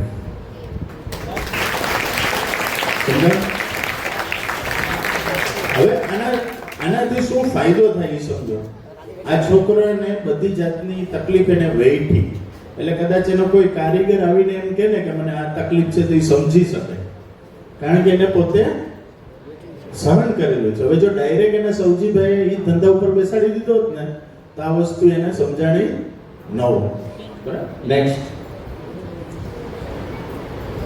એક આઈઆઈએમ અમદાવાદની બાજુ બહાર ચાવાડા બેસે છે, રામભાઈ ચાવાડા એનું નામ. હવે આ મેં એટલા માટે હું બધી વખતે બતાવું છું કે એ રામભાઈ ચાવાડા છે ને, તમે કેટલા હોશિયાર થશો ને એ તમારા સર્કલથી ખબર પડે. તમે કોની જોડે રોજ ઉઠ્યો બેસો છો ને એના આધારે ખબર પડી જાય કે તમે કેટલા હોશિયાર છો. તો રામભાઈ ચાવાડા ચા ઉકાળ્યા કરે રોજ, પણ એની સરાઉન્ડિંગમાં બધા MBA સ્ટુડન્ટ ચા પીતા પીતા કંઈક ભણવાની વાતો કર્યા કરે. તો આજે પરિસ્થિતિ એવી થઈ છે 20 વર્ષની અંદર રામભાઈ ચાવાડાનું નોલેજ પ્રોફેસર જેટલું થઈ ગયું. ખાલી વાતો સાંભળીને. અચ્છા, નીચે મેં એક થોડી રમૂજ કરવા માટે એક ફોટો મૂકેલો છે. આ ફોટો સમજવા જેવો છે. તમને ખબર છે કોવિડ વખતે રેમડેસિવિર આવતી, રેમડેસિવિરના ઇન્જેક્શન લેતા બરાબર. હવે બિહાર કે યુપીમાંથી રેમડેસિવિર ના ઇન્જેક્શન ડુપ્લિકેટ પકડાણા, તો એ બન્યા હતા વાપીમાં. ક્યાં બન્યા હતા? વાપીમાં. ડુપ્લિકેટ રેમડેસિવિર ના ઇન્જેક્શન હતા. પણ ન્યૂઝ ટાઈમ્સ ઓફ ઇન્ડિયામાં એટલે આવ્યા કે એ ડુપ્લિકેટ ઇન્જેક્શનથી કોવિડના પેશન્ટ સાજા થઈ ગયા. That's why times of India એને કવર કર્યા. ઓલા સાચા ઇન્જેક્શનથી સાજા નતા થતા, પણ ડુપ્લિકેટથી સાજા થઈ ગયા. Next, lion and sheep. બરાબર. ઘેટાનું સિંહનું બચ્ચું ઘેટા વચ્ચે રહે ને તો ઘેટા જેવું થઈ જાય. બરાબર. અને ઘેટાનું બચ્ચું સિંહ વચ્ચે રહે ને તો સિંહ જેવું થઈ જાય. બસ આટલું જ શીખવાનું છે. આપણી જર્ની છે ને બે પાન વચ્ચેની છે. જ્યારે આપણો જન્મ થાય ને ત્યારે તમારું નામ પીપળના પાન ઉપર લખે, સુરેશ, મહેશ, ગીતા, સીતા જે પણ હોય. અને મૃત્યુ થાય ત્યારે મોઢામાં તુલસીનું પાન મૂકે. બરાબર. બે પાન વચ્ચેની આખી મુસાફરી છે. હવે એ મુસાફરીને તમે કઈ રીતે કરવી એ તમારા પર છે. રાઈટ. નેક્સ્ટ, ધીરુભાઈ અંબાણી 1986 સુધી ધીરુભાઈ અંબાણી પાસે કંઈ નહોતું, રિલાયન્સ. બરાબર. પણ ધીરુભાઈ અંબાણી 1986 પછી જ રિલાયન્સનો ગ્રોથ થયો, વિમલ. પણ એ વખતે પણ ધીરુભાઈ અંબાણી તાજ હોટલમાં 1200 રૂપિયાની ચા પીવા જતા. ધ રીઝન ઇઝ, શું કામ? ચા સારી હતી એટલે નહીં, પણ ત્યાંનું નેટવર્ક બને. ત્યાં બિરલા, ગોદરેજ, ટાટા અને એ ટાઈપનું એનું બિઝનેસ સર્કલ ડેવલપ થાય. બરાબર. એટલે જો તમારે લાઈફની અંદર આગળ આવવું હોય, તમે તમારી જાતને એ કેટેગરી માનતા હોય તો you must talk with, you must seat with A+ people. બરાબર. આપણેથી નીચેના લોકો જોડે ફરશો તો એ આપણામાંથી શીખશે, અને આપણાથી ઉપરના હશે, આપણાથી હોશિયાર જોડે રખશો તો તમે એનામાંથી શીખશો. Okay. Next, again to support my statement, હું જે બોલ્યો એની સપોર્ટ. આ જે ભાઈ નીચે ફોટામાં દેખાય છે ને એ કોણ છે? અબ્દુલ કલામના ડ્રાઈવર. અબ્દુલ કલામના ડ્રાઈવર અબ્દુલ કલામ જોડે રહી રહીને પ્રોફેસર બની ગયા. Just imagine. બરાબર. IISc બેંગ્લોર. IISc બેંગ્લોર મજા આવે છે ને બધાને? કંટાળતા નથી ને? ઓકે, સાંભળો. પહેલાના જમાનામાં છે ને શિપ ની અંદર ટ્રાવેલ કરતા. અહીંથી લંડન જવું હોય, ક્યાંય બી જવું હોય તો પ્લેનમાં નહીં પણ શિપમાં જવાનું, હોડીમાં જવાનું. તો રતન ટાટાના ફાધર જમશેદજી ટાટા અને સ્વામી વિવેકાનંદ જોગાનું જો જાપાનથી અમેરિકા શિકાગો જતી એક શિપની અંદર સાથે હતા. બરાબર. હવે એ વખતે ટાટાને સ્ટીલ પ્લાન્ટ બનાવતો બોકારોમાં. સ્ટીલ પ્લાન્ટ બનાવવા માટે માટીના સેમ્પલ લઈને જતા હતા અલગ અલગ સ્ટેટની. એટલે સ્વામી વિવેકાનંદ જમશેદજી ટાટાને પૂછે છે કે તમે શું લઈ જાઓ છો? કે મારે સ્ટીલ પ્લાન્ટ માટે સેમ્પલ ટેસ્ટ કરવા માટે લંડનમાં ટેસ્ટ લેબોરેટરી કરવા માટે હું લઈ જાઉં છું.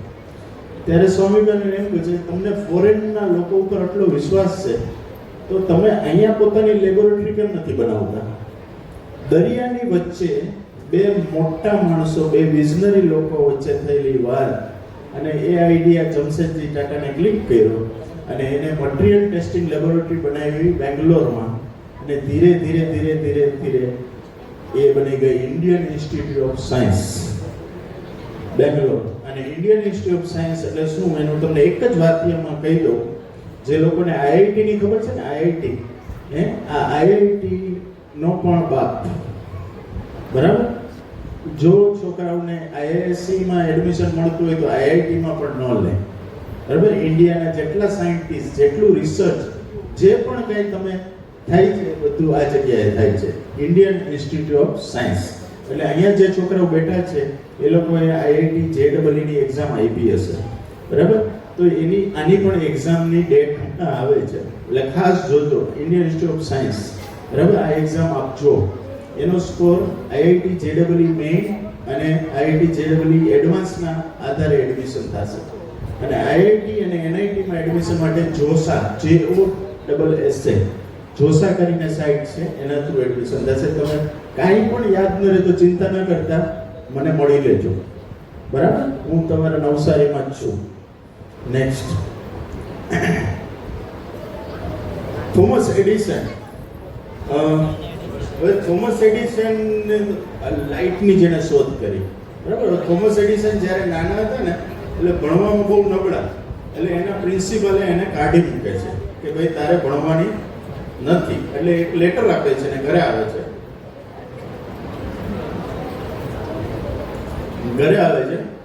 એના મધરને લેટર આપે છે. એટલે લેટરમાં એવું લખ્યું હોય કે તમારો બાળક એટલો મૂર્ખ છે, એટલો ડફોડ છે કે જો એને અમારી સ્કૂલમાં ભણાવશે ને તો બીજા બધાય બાળકો ડફોડ થઈ જશે. એટલે અમે એને સ્કૂલમાંથી આજે કાઢી મૂકીએ છીએ, એને રેસ્ટ્રિકેટ કરીએ છીએ. આવો લેટર પ્રિન્સિપાલે લખીને આપ્યો, કવરમાં બંધ કરીને એની માને દેવા, બરાબર? એટલે એની માની આંખમાં આંસુ આવ્યા અને પૂછે છે નાનું બાળક, એડિસન ત્યારે નાના હોય એટલે પૂછે કે શું છું મમ્મી? તો કે તારા સરે એવું લખ્યું છે કે તું એટલો હોશિયાર છો કે તારે સ્કૂલે જવાની જરૂર.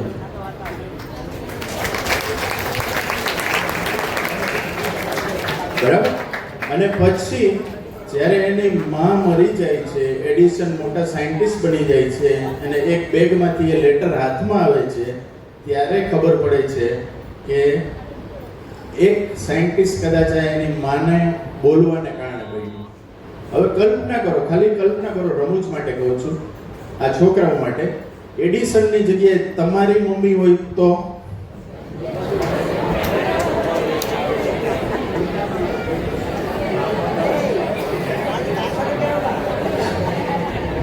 શું કે ખબર છે? પહેલા તો બે ગાલે એક એક આપે અને પછી એક ડાયલોગ આપે. એ ડાયલોગ શું હશે ખબર? બધી મમ્મી આ ડાયલોગ બોલશે, અસલ તારા પાપા જેવો થયો.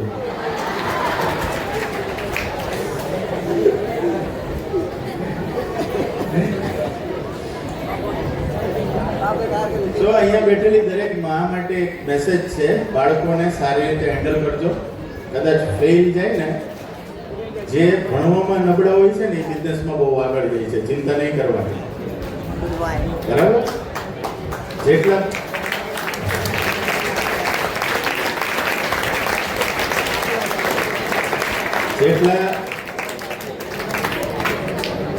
સુરતની અંદર ખાલી તમે વરાછામાં કે ગમે ત્યાં આંટા મારીને જોઈ લેજો, જેના ખિસ્સામાં 4 કરોડના હીરા હશે ને, 4 કરોડના હીરા, એ માણસ 4 ચોપડી જ ભણ્યો હશે, 5મી ચોપડી નહીં ભણ્યો. અને જે બહુ ભણ્યો હશે ને એની આ નોકરી કરતો હશે. અન્ડરસ્ટુડ? એકચ્યુઅલી અત્યારની પરિસ્થિતિ એવી છે, ઇન્ફોર્મેશનને આપણે નોલેજ ગણીએ છીએ, ઇન્ફોર્મેશન નોલેજ નથી. પછી કનેક્શન ને રિલેશન ગણીએ. ઇન્સ્ટાગ્રામમાં 1000 લોકો મારા રિલેશન, કોઈ કામ નથી લાગવાનું, જરૂર પડે કોઈ કામ નથી લાગવાનું. હંમેશા યાદ રાખજો, તમે જેટલાને ઓળખો છો, તમે જેટલાના ભાઈબંધ છો, જેટલા તમારા રિલેટિવ છે ને, એ તમને ખરા સમયે કોઈ દિવસ કામ નહીં લાગે. તમને હંમેશા અજાણ્યા લોકો જ મદદ કરશે, જે તમને ઓળખતા નહીં. દુનિયાનો નિયમ છે, જાણતા હશે ને એ કોઈ દિવસ મદદ નહીં કરે, એ તમારી પડવાની રાહ જોશે. હા, તમે સક્સેસ થઈ જાવ ને પછી તમારી ઓળખાણ કાઢશે કે હા, એ તો મારી ભેગો બેસતો,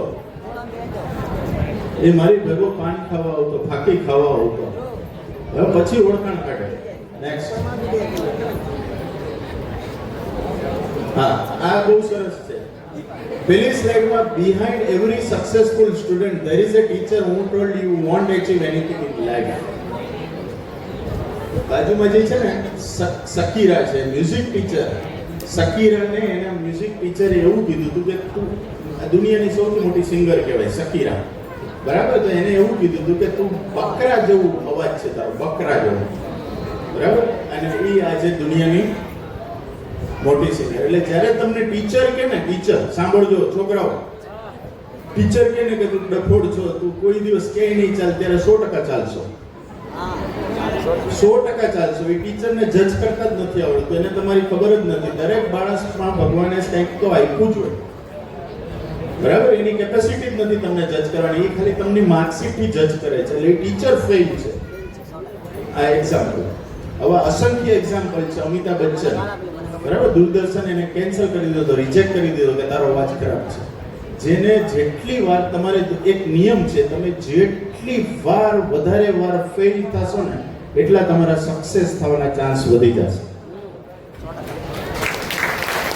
fail fail fail fail fail રોજ ફેલ થવાનું. એટલે ભણવાના ફેલની વાત નથી કરતો કે તમે તો સર ફેલ થવાનું કીધું હતું. ભણવાના ફેલની ધંધાની વાત કરું છું. બિઝનેસમાં જેટલા તમે ધીરુભાઈ અંબાણી પહેલી વારમાં પેટ્રોલ પંપ નથી નાખ્યો, તમે જે જોવો છો સાંભળો છો એ કંઈક અલગ જ સ્ટોરી છે.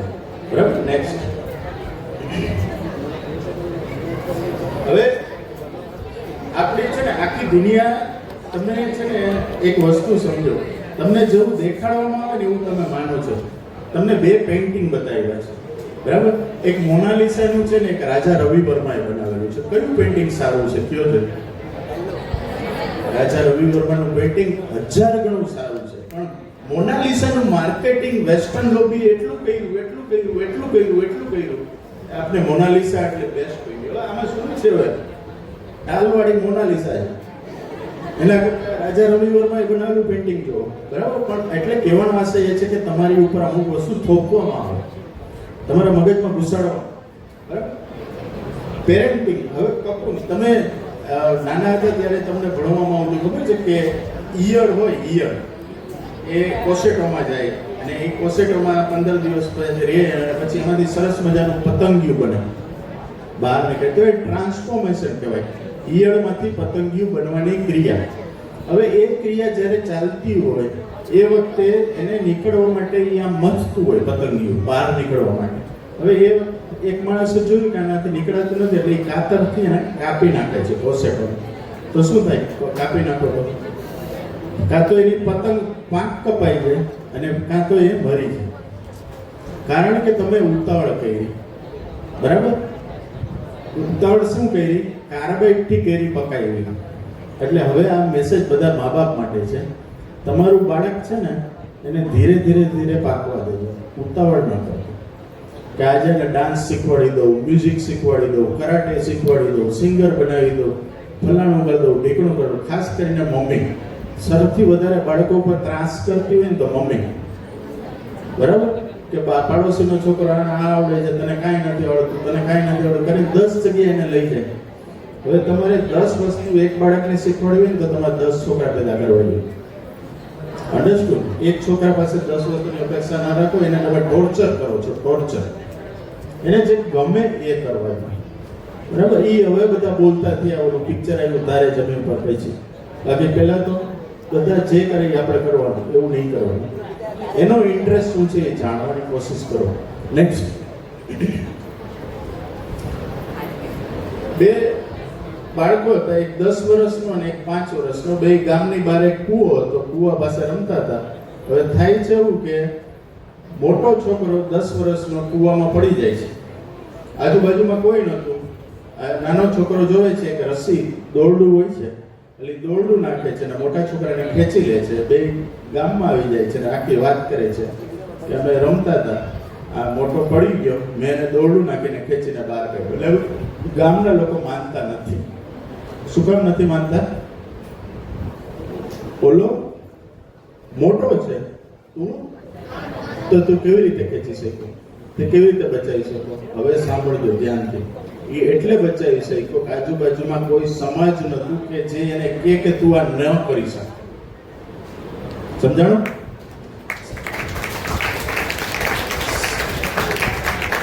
તમારે એક બીજી બનેલી ઘટના તમને કહું. અમેરિકાની બનેલી ઘટના. એક ટ્રક ચાલક હતો, એક ફાધર, ડ્રાઈવર હોય, એનો છોકરો જોડે હોય. ટ્રકમાં પંચર પડે એટલે ટ્રકની નીચે જેક મૂકે, જેક. હવે થાય છે એવું કે જેક સ્લીપ થઈ જાય છે અને આખો ટ્રક એના ફાધરના છાતી પર આવી જાય છે. આજુબાજુમાં કોઈ નહીં. 15 વર્ષનો છોકરો આખું જોવે છે ઘટના કે ટ્રક છે એ પપ્પાની છાતી પર આવી ગયો, જેક પડી ગયો છે. એક પણ જાતનો વિચાર કર્યા વગર 15 વર્ષનો છોકરો 1350 કિલોનો ટ્રક ઊંચો કરે છે 14 સેકન્ડ સુધી. કેટલી સેકન્ડ? 14 સેકન્ડ સુધી 15 વર્ષનો છોકરો. આની વિડિયો છે, વિડિયો સીસીટીવી રેકોર્ડિંગ. ભગવાને એને જે તાકાત આપી કે એને કોઈ વિચાર ન કર્યો, એના માટે એક જ હતું કે મારા પપ્પાને બચાવવા છે, એના પપ્પાને બચાવી લે છે. કહેવાનો આશય એ છે કે ભગવાનને બધામાં ખૂબ તાકાત આપી છે. ક્યારેય કોઈને પૂછવા ન જાવું કે હું આ કરું, કરી દેવાનું પછી કહેવાનું, નહીં તો દુનિયા કોઈ દિવસ તમને કરવા દેશે નહીં. સમાજ ને તો બિલકુલ નહીં. સમાજથી બીવાનું નહીં. જેવા તમે સક્સેસફુલ થશો ને એટલે આખો સમાજ તમારો થઈ જશે. Got it? બહુ પૂછશો તો કાંઈ નહીં કરી શકો. નેક્સ્ટ.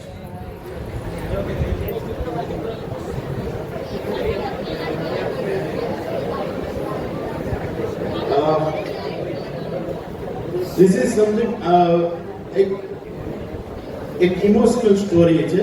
ફાધર જનરલી છે ને આપણે આ સાહિત્યની અંદર માના બહુ વખાણ કર્યા છે, મા મા મા મા, પણ બાપ વિશે કોઈ કઈ વાત જ નથી કરતું. બરાબર? તો માનો જેટલો ભોગ છે એનાથી વધારે બાપે પણ ભોગ આપ્યો હોય છે પરિવારમાં. હવે તો આ એક ફાધર અને સનની સ્ટોરી છે. એક બાપ, એનો દીકરો મોટો થઈ ગયો 30 વર્ષનો, એના પપ્પા 60-70 વર્ષના. બે ગાર્ડનમાં બેઠા હોય છે અને ગાર્ડનમાં એક ચકલી ઉડે. એટલે એના ફાધરના હાથમાં એક ડાયરી હોય. એના દીકરાને પૂછે કે વોટ ઇઝ ધીસ? આ શું છે? એટલે દીકરો કે સ્પેરો. સ્પેરો એટલે ચકલી. એટલે ફરી પાછું 2 મિનિટ થાય એટલે પાછી ચકલી ઉડી. એટલે પાછો બાપ એના પપ્પા એના દીકરાને પૂછે બેટા વોટ ઇઝ ધીસ? કે સ્પેરો, ચકલી. પાછું ત્રીજી વાર થયું એટલે દીકરાને ગુસ્સો આવ્યો. દીકરો 30 વર્ષનો છે, ઉંમર સાંભળજો, 30 વર્ષનો છે ને પપ્પા 60-70 વર્ષના છે.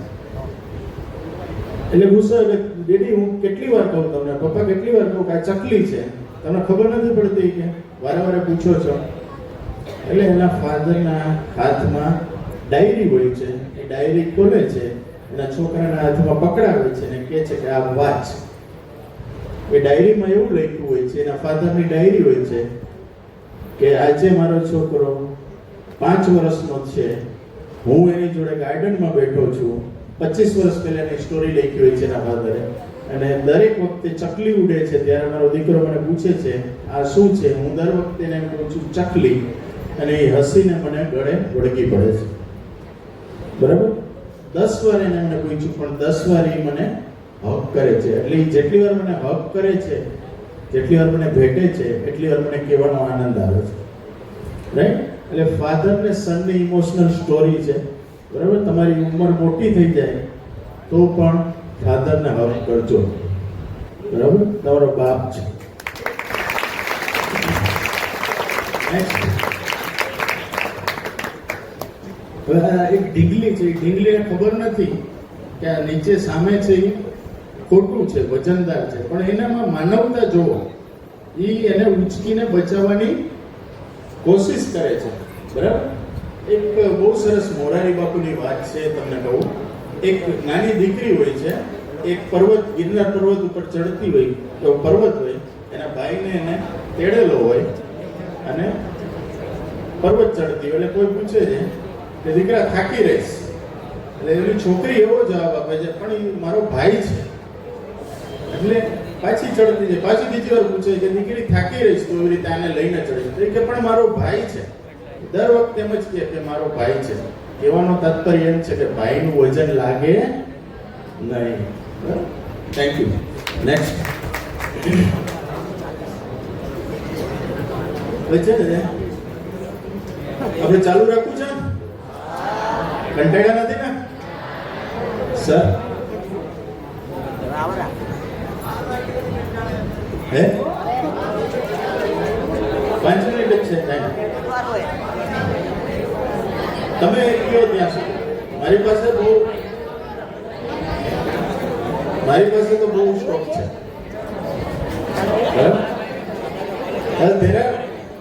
જો સાંભળો, આગળ એક ભાઈએ વાત કરી સ્કિલ ઉપર. તમારે સ્કિલ ઉપર ઇન્વેસ્ટ કરવું જ પડશે. સ્કિલ એટલે કોઈ પણ જાતની એક એવી વસ્તુ તમારી અંદર કે જેમાં તમે બેસ્ટ હો. કોઈ કુકિંગ છે, કોઈ સિંગિંગ છે, કોઈ મ્યુઝિક છે, કોઈ પેઇન્ટિંગ છે, કોઈ એન્જિનિયરિંગ છે કે કોઈ પણ વસ્તુ, જે તમારી સ્કિલ ને પેશન, તમારો ધંધો અને તમારો શોખ જ્યારે ભેગા થાય ને તો તમે સારામાં સારું કરી શકો. લતા મંગેશકરને ગાવાનું કે તો એને ગાવાનું કામ લાગે નહીં. સચિન તેંડુલકરને ક્રિકેટ રમવાનું કે તો એને ક્રિકેટ કામ લાગે નહીં, કારણ કે એની પેશન છે. બરાબર, એટલે ગમતી વસ્તુ છે. દુનિયાની અંદર છે ને 3 ટાઈપના લોકો. એક તમે જો લેબર, જે મજૂરી કરતા હોય, બહુ મજૂરી કરતા હોય, આખો દિવસ કામ કરે, રેકડી કાઢે, આ છે તે છે, બધું ઇલેક્ટ્રિકનું કામ કરે કે ગમે તે કરે, તો રોજના 200-300 રૂપિયા મળતા હોય, સૌથી વધારે કામ કરે. સેકન્ડ કેટેગરીની આવે પીપલ લાઈક અસ, ભણેલા લોકો, બરાબર, ભણ્યા હોય, પીએચડી કર્યું, આ કર્યું હોય, તે કર્યું હોય, 2-3 લાખ પગાર હોય, એ આવે. ત્રીજી કેટેગરીની અંદર આવે એવા લોકો કે જે પર ડે 1 કરોડ 2 કરોડ જેને મળતા હોય. એની અંદર આવે અમિતાભ બચ્ચન, એની અંદર આવે ધોની, એની અંદર આવે વિરાટ કોહલી. કેમ? તો એવું તો એને શું કર્યું, પેલા કરતા તો કામ ઓછું કરે છે, પણ એને શું કર્યું, એને સ્કિલમાં ઇન્વેસ્ટ કર્યું. એનું બેટિંગ સ્કિલ છે, પેલાનું એક્ટિંગ સ્કિલ છે. એટલે જો તમે તમારા સ્કિલમાં ઇન્વેસ્ટ કરશો, સ્કિલને શાર્પન કરશો, ફોકસ કરશો વધારે ને વધારે, જે પણ તમને આવડતું હોય, તો તમે ઓટોમેટિક મોનોપોલી માર્કેટમાં જતા રહેશો. તમારી જે પણ આવડત હોય એ આવડતમાં વધારે ને વધારે કામ, એટલે ઓટોમેટિક શું થશે, તમે કોમ્પિટિશનની બહાર જતા રહેશો. કેમ? અત્યારે યોગા કહીએ એટલે આપણા મગજમાં એક જ નામ આવે, રામદેવ બાબા. બરાબર, કારણ કે એને પોતાની જાતને યોગામાં એટલું બધું કામ થયું, રાઈટ? એટલે તમારે લાઈફની અંદર આગળ આવવું હોય તો સ્કિલ પર કામ કરવું પડશે. નેક્સ્ટ, હવે આ બનેલી ઘટના છે, મજાક નથી. તો વર્ષો પહેલા ગુજરાત સમાચારની અંદર રાજકોટની અંદર એડ આવેલી. એડમાં એવું લખ્યું હતું, એન્જિનિયર જોઈએ છીએ, પગાર 20,000, અને એક્ઝેક્ટ એની નીચે જાહેરાત લખી હતી કે ગાંઠિયા બનાવવા માટે કારીગર જોઈએ છે, પગાર 30,000. એન્જિનિયરનો પગાર, ગાંઠિયા બનાવવા કારીગરનો પગાર 30 વધારે. તો એવું શું કર્યું એને? એની પાસે સ્કિલ હતું. શેનું? એટલે સ્કિલને લોકો પૈસા આપે. સમજાણું? Next, focus. બ્રુસલી એવું કહેતો, બ્રુસલી વર્લ્ડ બેસ્ટ બ્રુસલી, બરાબર, એવું કહેતો કે હું 10 નવી કિક નથી શીખતો, હું એક જ કિકની 100 વાર પ્રેક્ટિસ કરું છું, બરાબર, કે જેથી કરીને એમાં માસ્ટરી આવે. સો સનલાઇટ ને તમે સળગાવવાની કોશિશ કરો કાગળ ઉપર લેન્સથી, તો તમે જો હાથ હલતો હશે તો સળગશે નહીં? સળગે. તમારે હાથ સ્ટેડી રાખવો પડશે, બરાબર, તો જ સળગશે. એટલે તમારે લાઈફની અંદર ફોકસ થવું પડશે, બરાબર. જો તમે ફોકસ થશો લાઈફની અંદર તો તમને બધું મળશે, બરાબર. એક છે લિફ્ટ, તમારું લિફ્ટની, અને એક છે સીડી, બરાબર. સીડી છે એ તમારું હાર્ડ વર્ક છે, અને લિફ્ટ છે એ નસીબ છે, બરાબર. જો તમે સીડીથી જશો ને, વર્ક કરતા કરતા જશો ને, તો કદાચ વચ્ચે લાઇટ નહીં હોય ને તો પહોંચી જશો, અને લિફ્ટમાં જવા માટે શું થશે? લાઇટ નહીં હોય તો પહોંચાશે નહીં, બરાબર. એટલે હંમેશા આપણો ટાર્ગેટ શું રાખવાનો? સીડી, હાર્ડવર્ક કરશો તો એક દિવસ મંજિલ આવી જશે. સૂર્ય અને ચંદ્ર બેય પ્રકાશ આપે છે, બેય ચમકે છે, અલગ અલગ ટાઈમે, અલગ અલગ સમયે. એમ જ્યારે તમારો સમય આવશે ને ત્યારે તમે ચમકશો. Thank you very much.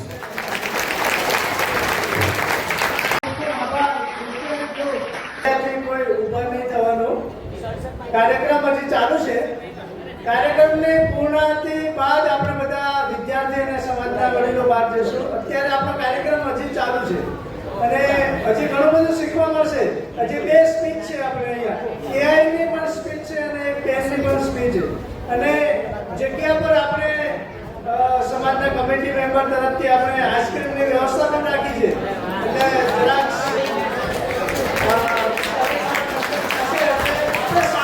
શાંતિથી આપણે બેસવાનું છે. મતલબ કે કાર્યક્રમને disturb ના કરીએ.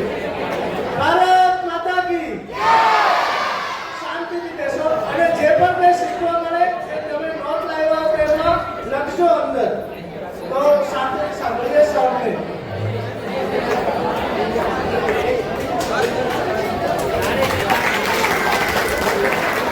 Thank you. આપણી પાસે ટાઈમ ઓછો છે એટલે ડાયરેક્ટ પોઈન્ટ પર વાત કરીએ. આપણે જે સ્કિલ્સની વાત કરી, આજે સમાજ તરફથી જે આયોજન કરવામાં આવ્યું છે તે ઘણું જ સરસ છે, કેમ કે એમાં ફક્ત સ્ટુડન્ટ્સ નહીં, પેરેન્ટ્સ પણ ભાગીદાર છે. તો એના માટે સમાજ માટે એક તાળી વગાડી દો પ્લીઝ.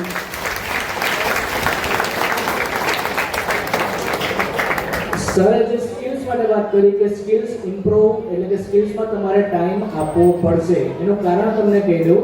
અને ખાસ કરીને એ વસ્તુ પેરેન્ટ્સે સમજવાની છે, કેમ કે આજનું જનરેશન ઓલરેડી ડિજિટલ પર જ છે. તમારા ઘરે તમારું બાળક મોબાઈલ પર તમને દેખાશે, 24 કલાકમાંથી 12 કલાક તો દેખાશે, બરાબર? તો એ ડિજિટલ વર્લ્ડમાં જ છે અને પેરેન્ટ્સે અમુક વસ્તુ સમજવી પડશે. જેમ કે એક્ઝામ્પલમાં સમજીએ, પેરેન્ટ્સ એટલે કે સમજી લો કે 1990 પહેલાની જે વ્યક્તિ છે એ, તો પહેલા જ્યારે આપણે ટીવી જોતા ત્યારે એરિયલ એટલે કે એન્ટીના આવતું, એન્ટીના.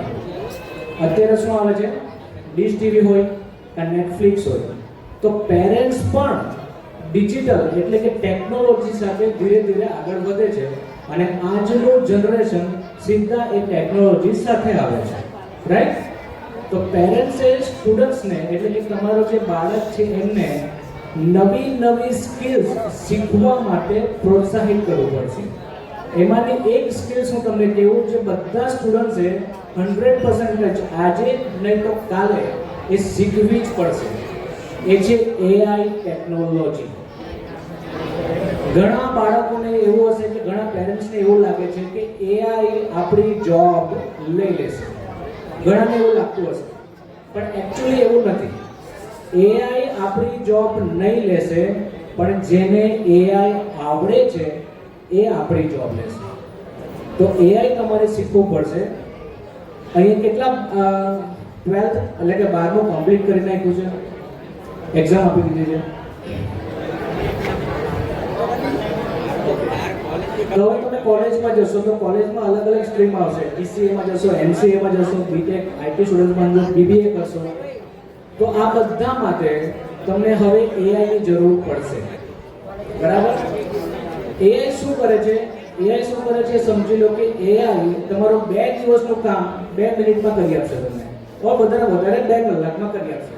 તો હવે તમે એ સમજો કે તમે જો જોબ કરશો તો તમને એઆઈ નથી આવડતું ને તમને એક કામ કરવામાં 2 મહિના લાગે છે, અને જેને એઆઈ આવડે છે એ જ કામ 2 દિવસમાં કરી આપે છે, તો તમને જોબ પર રાખશે કે જેને એઆઈ આવડે છે એને રાખશે? ઓબ્વિયસલી જેને એઆઈ આવડે છે ને એને રાખશે. તો એઆઈ બધી જ જગ્યા પર હવે જરૂરી છે. એવું નહીં સમજતા કે ડોક્ટર છે તો ડોક્ટરને એઆઈની જરૂર નહીં પડશે. ડોક્ટરને પણ એઆઈની જરૂર પડશે જો એમણે એમના સબ્જેક્ટમાં વધારે આગળ જવું હોય તો. શીખવા માટે, સમજવા માટે અને જાણવા માટે પણ એઆઈ જરૂરી છે. સરે કીધું સ્ટેનફોર્ડ કોલેજ, હાર્વર્ડ કોલેજ ફોરેનમાં છે. તમારે ઘરે બેસીને, આપણે ઇન્ડિયામાં તમારા રૂમમાં બેસીને એ જે સિસ્ટમથી સ્ટડી કરાવે છે એ સિસ્ટમથી સ્ટડી કરવી હોય તો ChatGPT પર તમે લખશો ને કે તમે સ્ટેનફોર્ડ યુનિવર્સિટીના એક ટીચર છો અને મને સ્ટેનફોર્ડ યુનિવર્સિટીના ટીચર તરીકે આ સબ્જેક્ટ સમજાવો, તો તમને ChatGPT A as a teacher તરીકે સમજાવશે. તો તમને એ જ ફીલ થશે કે તમે સ્ટેનફોર્ડ યુનિવર્સિટીમાં ભણો છો એ રીતે. તો ChatGPT છે, જેમિનાઈ છે, એ બધા કોમન છે. તમે જેવી જેવી સ્ટ્રીમમાં જશો એ અલગ અલગ સ્ટ્રીમમાં અલગ અલગ રીતે આવશે, રાઈટ? બીજી વસ્તુ જે સ્ટાર્ટિંગમાં સર આવ્યા હતા, એમણે એક સરસ વાત કરી હતી અને પેરેન્ટ્સે બી એ વાત તો થોડી સમજવાની છે કે છોકરાઓને, તમારા બાળકને કોઈ બી સ્ટડી માટે ફોર્સ નહીં કરતા, કેમ કે આજનું જનરેશનને તરત જ ખોટું લાગે છે એ રડશે, ઘરેથી જતા રહેશે. આપણા સમાજમાં બહુ બધા કિસ્સાઓ થાય છે. તો હું તમને એક સ્ટોરી કહીશ અને સ્ટોરીથી એન્ડ કરીશ અને પછી તમે મેડમને સાંભળશો. આજનું બાળક છે ને બહુ જલ્દી ડિપ્રેશનમાં આવી જાય. એના બહુ બધા કારણ છે. એક તો ડિજિટલ કારણ છે, બીજું કોઈ સંભળાવે તે ગમતું નથી, તો બહુ જલ્દી ડિપ્રેશનમાં આવી જાય છે. શું તમને ખબર છે કે સૌથી પહેલા ડિપ્રેશનમાં આવવાવાળું વ્યક્તિ કોણ હતું?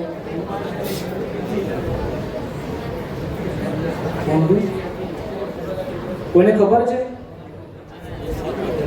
કહું કોણ હતું? સૌથી પહેલા ડિપ્રેશનમાં આવવાવાળું વ્યક્તિ કોણ હતું? કોઈને ખબર છે? નથી ખબર? હું તમને એનું નામ કહું છું. એ હતા હનુમાનજી.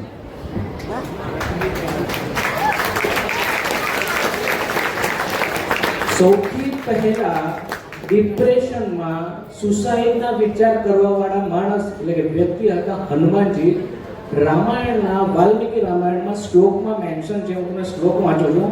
સંસ્કૃતમાં ફ્રીક્વન્ટ નથી એટલે એક્ઝેક્ટ નહીં વાંચી શકીશ. શ્લોક છે વિનાશે બહવદોષ જીવન પ્રતિ ભદ્રકમ. આખી સ્ટોરી તમને કહું છું. 4-5 મિનિટની સ્ટોરી છે.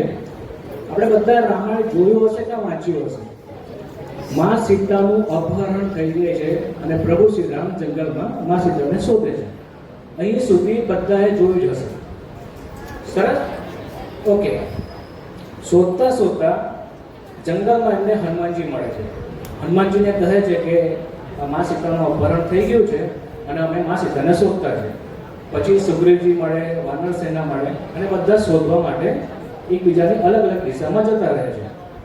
થોડા સમય બાદ એમને ખબર પડે છે કે માં સીતા દરિયાની પેલી બાજુ લંકામાં છે. અહીં સુધી આપણને ટીવીમાં એટલે કે ટેલિવિઝનમાં રામાયણમાં બધામાં જ બતાવે છે.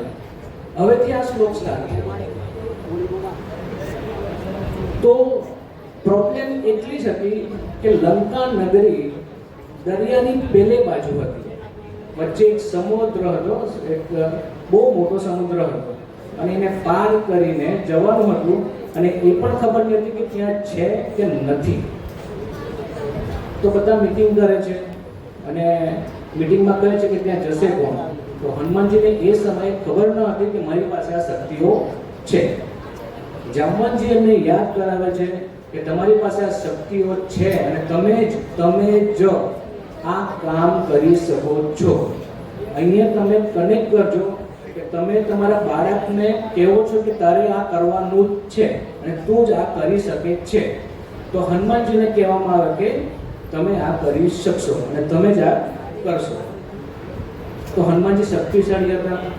હનુમાનજી લંકા જવા માટે તૈયાર થાય છે, રેડી થાય છે. પણ જવા પહેલા પોતાના દિમાગમાં, પોતાના મગજમાં અમુક વસ્તુઓ, અમુક વાતોનો સંગ્રહ કરે છે. જેમ કે લંકા જઈશ, એક દિવસમાં મા સીતાને શોધીને લઈ આવીશ અને જલ્દી કામ પતાવીને પ્રભુ શ્રી રામને સમાચાર આપી દઈશ. આ એમના મગજમાં સંગ્રહ કરીને સમુદ્રની પાર જાય છે. તો જેવા સમુદ્રની પેલી બાજુ જાય તો જઈને કલાક તો શોક થઈ જાય. કેમ કે લંકા નગરી એટલે એક નાનો ટુકડો નહીં, એક વિશાળ નગરી હતી. તમે શ્રીલંકા ટાપુ જે કહો છો ને એ રીતના એક વિશાળ નગરી છે કે જેમાં શોધતા હનુમાનજીને 4 થી 5 દિવસ લાગે છે. પણ માં સીતા નહીં મળે. કેમ કે માં સીતા હનુમાનજી એવું સમજીને ગયા હતા કે માં સીતાનું અપહરણ કર્યું છે તો એવી જગ્યા રાખેલા છે જ્યાં સારી જગ્યા નહીં હશે. તો એવી બધી જગ્યા શોધે છે 4 થી 5 દિવસમાં, પણ માં સીતા નથી મળતી. થાકીને હારીને લંકા નગરીમાં એક પર્વત છે, પર્વતની ચોટી પર હનુમાનજી બેસે છે અને હનુમાનજી બેસીને બહુ રડે છે, ખૂબ રડે. રડતા વિચારે છે કે જો માં સીતાને નહીં મળે તો પ્રભુ શ્રી રામને દુઃખ લાગશે. પ્રભુ શ્રી રામને દુઃખ લાગશે તો ભાઈ લક્ષ્મણને દુઃખ લાગશે. લક્ષ્મણને દુઃખ લાગશે એટલે અયોધ્યા વાસીઓને દુઃખ લાગશે. કોના કારણે? મારા કારણે. કેમ કે મેં આ કામ નહીં કરી શકું. આ વિચારતા રડે છે અને જીવન ભદ્રકમ એટલે કે ત્યારે એમના મગજમાં વિચાર આવે છે કે હું પાછો જાઉં એના કરતાં બેટર છે કે હું અહીંયા સુસાઇડ કરી દઉં. નીચે પાણી છે, સમુદ્ર છે, એમાં જલ સમાધિ લઈ લઉં અને સુસાઇડ કરી દઉં, કાં પછી આગ લગાવીને પોતાને જલાવી નાખું. જીવન ભદ્રકમનો મતલબ આ થાય છે. રડતા ધ્રુસકે રડે છે અને રડતા આ શબ્દો બોલે છે. પછી એમને વિચાર આવે છે જો હું મરી જઈશ તો શું થશે? કંઈ જ નહીં. સિચ્યુએશન તો જેવી હતી ને તેવી જ રહેશે. લંકામાં મારા સિવાય તો કોઈ આવી શકશે નહીં. વિભીષણ જે પ્રભુ શ્રી રામના ભક્ત હતા, તો પહેલા 3-4 દિવસ આ અવાજ નહીં સંભળાયો હતો, પણ જ્યારે એમનામાં વિશ્વાસ આવ્યો તો હું પાછો એકવાર ટ્રાય કરું, ત્યારે એમને અવાજ સંભળાઈ. અને ત્યારે એ વિભીષણને પૂછે છે કે હું આ કારણથી અહીંયા આવ્યો છું, તો મને એનો રસ્તો બતાવો. ત્યારે માં સીતા મળે છે અને હનુમાનજી છેલ્લા શબ્દોમાં જે કહે છે ને એ બધા સ્ટુડન્ટ અને પેરેન્ટ્સે બી યાદ રાખવાનું છે. એ મેસેજ સૌથી ઇમ્પોર્ટન્ટ છે. એ મેસેજમાં એવું છે કે લોક એટલે કે તાળું બનાવવા વાળો માણસ કોઈ પણ દિવસ ચાવી વગરનું તાળું નહીં બનાવશે. સમજ્યા? તાળું એટલે કે લોક. તાળું બનાવવા વાળો માણસ કોઈ પણ દિવસ ચાવી વગરનું તાળું નહીં બનાવશે. એટલે તમારી લાઈફમાં પ્રોબ્લેમ આવશે, એનો મતલબ સોલ્યુશન પણ હશે જ. એટલે તમારે સોલ્યુશન પર ધ્યાન આપવાનું રહેશે. બીજી વાત, અને એ જલ્દી બતાવી દઉં છું, AI ના ક્લાસીસ કે AI ના સ્કિલ્સ ડેવલપમેન્ટ ગવર્મેન્ટમાં બી થાય છે, પ્રાઇવેટ એકેડેમીઝમાં બી થાય છે, અને તમે ઓનલાઈન પણ શીખી શકો છો. તમે કોઈ પણ 1 કે 2 AI શીખવાની ટ્રાય અવશ્ય કરજો. સરે જે એક્ઝામની વાત કરી છે, JEE, UPSC એક્ઝામ માટે તૈયારી કરવી હોય, તમારી પાસે સેન્ટર નથી, તમે ChatGPT ને કહેશો ને કે મારે આ પ્રિપેરેશન કરવી છે, તો તમને 10 થી 15,000 સવાલ આપી દેશે. તમે નેક્સ્ટ કરતા થાકી જશો. ઓકે, તો એક ChatGPT અને Gemini તમે ખાલી જરા શીખી લેજો. સ્કિલ્સ પર ફોકસ કરજો. Thank you. ખૂબ જ સરસ. સાહેબ શ્રીનો ખૂબ ખૂબ આભાર. હવે કાર્યક્રમને આગળ વધારતા આપણી સમાજના શિક્ષિકા શ્રીમતી દક્ષાબેન શંકરભાઈ પ્રજાપતિ ગામ ભકરિયાનું સંબોધન પહેલાં તેમનો પરિચય આપું તો તેમણે 12 સાયન્સ પૂરું કર્યું છે.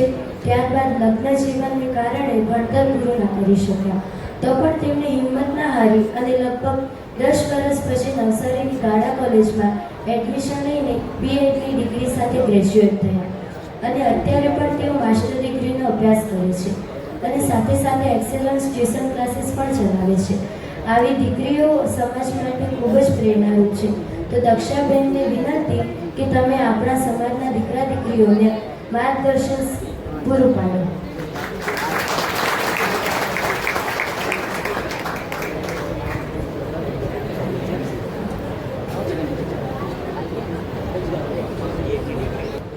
નમસ્કાર, સૌને મારા જય શ્રી કૃષ્ણ. તમે બધા એમ તો થાકી ગયા હશો, પણ બધાએ જો કે આઈસ્ક્રીમ ખાધી એટલે થોડાક ઠંડામણ થઈ ગયા હશો, તો ઉતાવળ ના કરતા 5 મિનિટ મને સાંભળવા વિનંતી છે. અહીં ઉપસ્થિત મહેમાનો, સમાજના આગેવાનો, સમાજના વડીલો, ભાઈઓ, બહેનો અને બાળકો, તમને મારા હૃદયપૂર્વક વંદન કરું છું. મારો તમને પરિચય આ બહેનોએ આપ્યો, પરંતુ મારો પરિચય જણાવતા હું તમને કહું, હું દક્ષા પ્રજાપતિ ભમરિયા ગામની પત્ની છું. આજે મારે તમને એક સ્ત્રીએ અથવા એક દીકરી આગળ કઈ રીતે કરી શકે, હું શિક્ષણ સાથે જોડાયેલી છું. હું એક્સેલન્સ ટ્યુશન ક્લાસીસ ચલાવું છું. હું અહીં એક મોટા વક્તા તરીકે તો નહીં, પરંતુ મારા અનુભવની વાત સાથે તમને મળવા આવી છું કે દીકરી કઈ રીતે આગળ પણ જઈ શકે છે. તો મારી વાત તમે શાંતિથી સાંભળો એવી મારી ઈચ્છા. હું તમને કહું તો હું 12 સાયન્સ સુધી ભણી, ત્યારબાદ હું કંઈક કારણોસર ભણી ના શકું, કારણ કે આપણા સમાજની 15 વર્ષ પહેલાં કંઈક રીતિ રિવાજો અલગ હતા, જેના કારણે મારું ભણવાનું અધૂરું રહી ગયું. ત્યારબાદ મારા લગ્ન થયા અને મને 2 બાળકો થયા. ત્યારબાદ મને એમ જ્યારે પણ હું કોઈક દીકરી અથવા કોઈ છોકરાને ભણતા જોતી તો એક મનમાં એમ થયું કે મારું શિક્ષણ કેમ અઘરું થઈ ગયું, મેં એવું શું કર્યું. પણ પછી મને હિંમત મળી કે ના, હું પણ કંઈક કરી શકું છું. તો હું પણ આવી રીતે આપણા સમાજથી પ્રેરાઈને, એટલે પહેલાં તો મારે ધન્યવાદ મારા સમાજનો કરવાનો છે કે ખરેખર પ્રેરણારૂપ તો મારો સમાજ જ બન્યો છે. કહેવાય છે કે ચાકડો ફરીને સૃષ્ટિ સર્જાય છે, એવો મારો પ્રજાપતિ સમાજ છે કે જેમના હાથ વડે નસીબ સર્જાય છે. એવા મારા સમાજને હું વંદનીય, એમની ઋણી છું.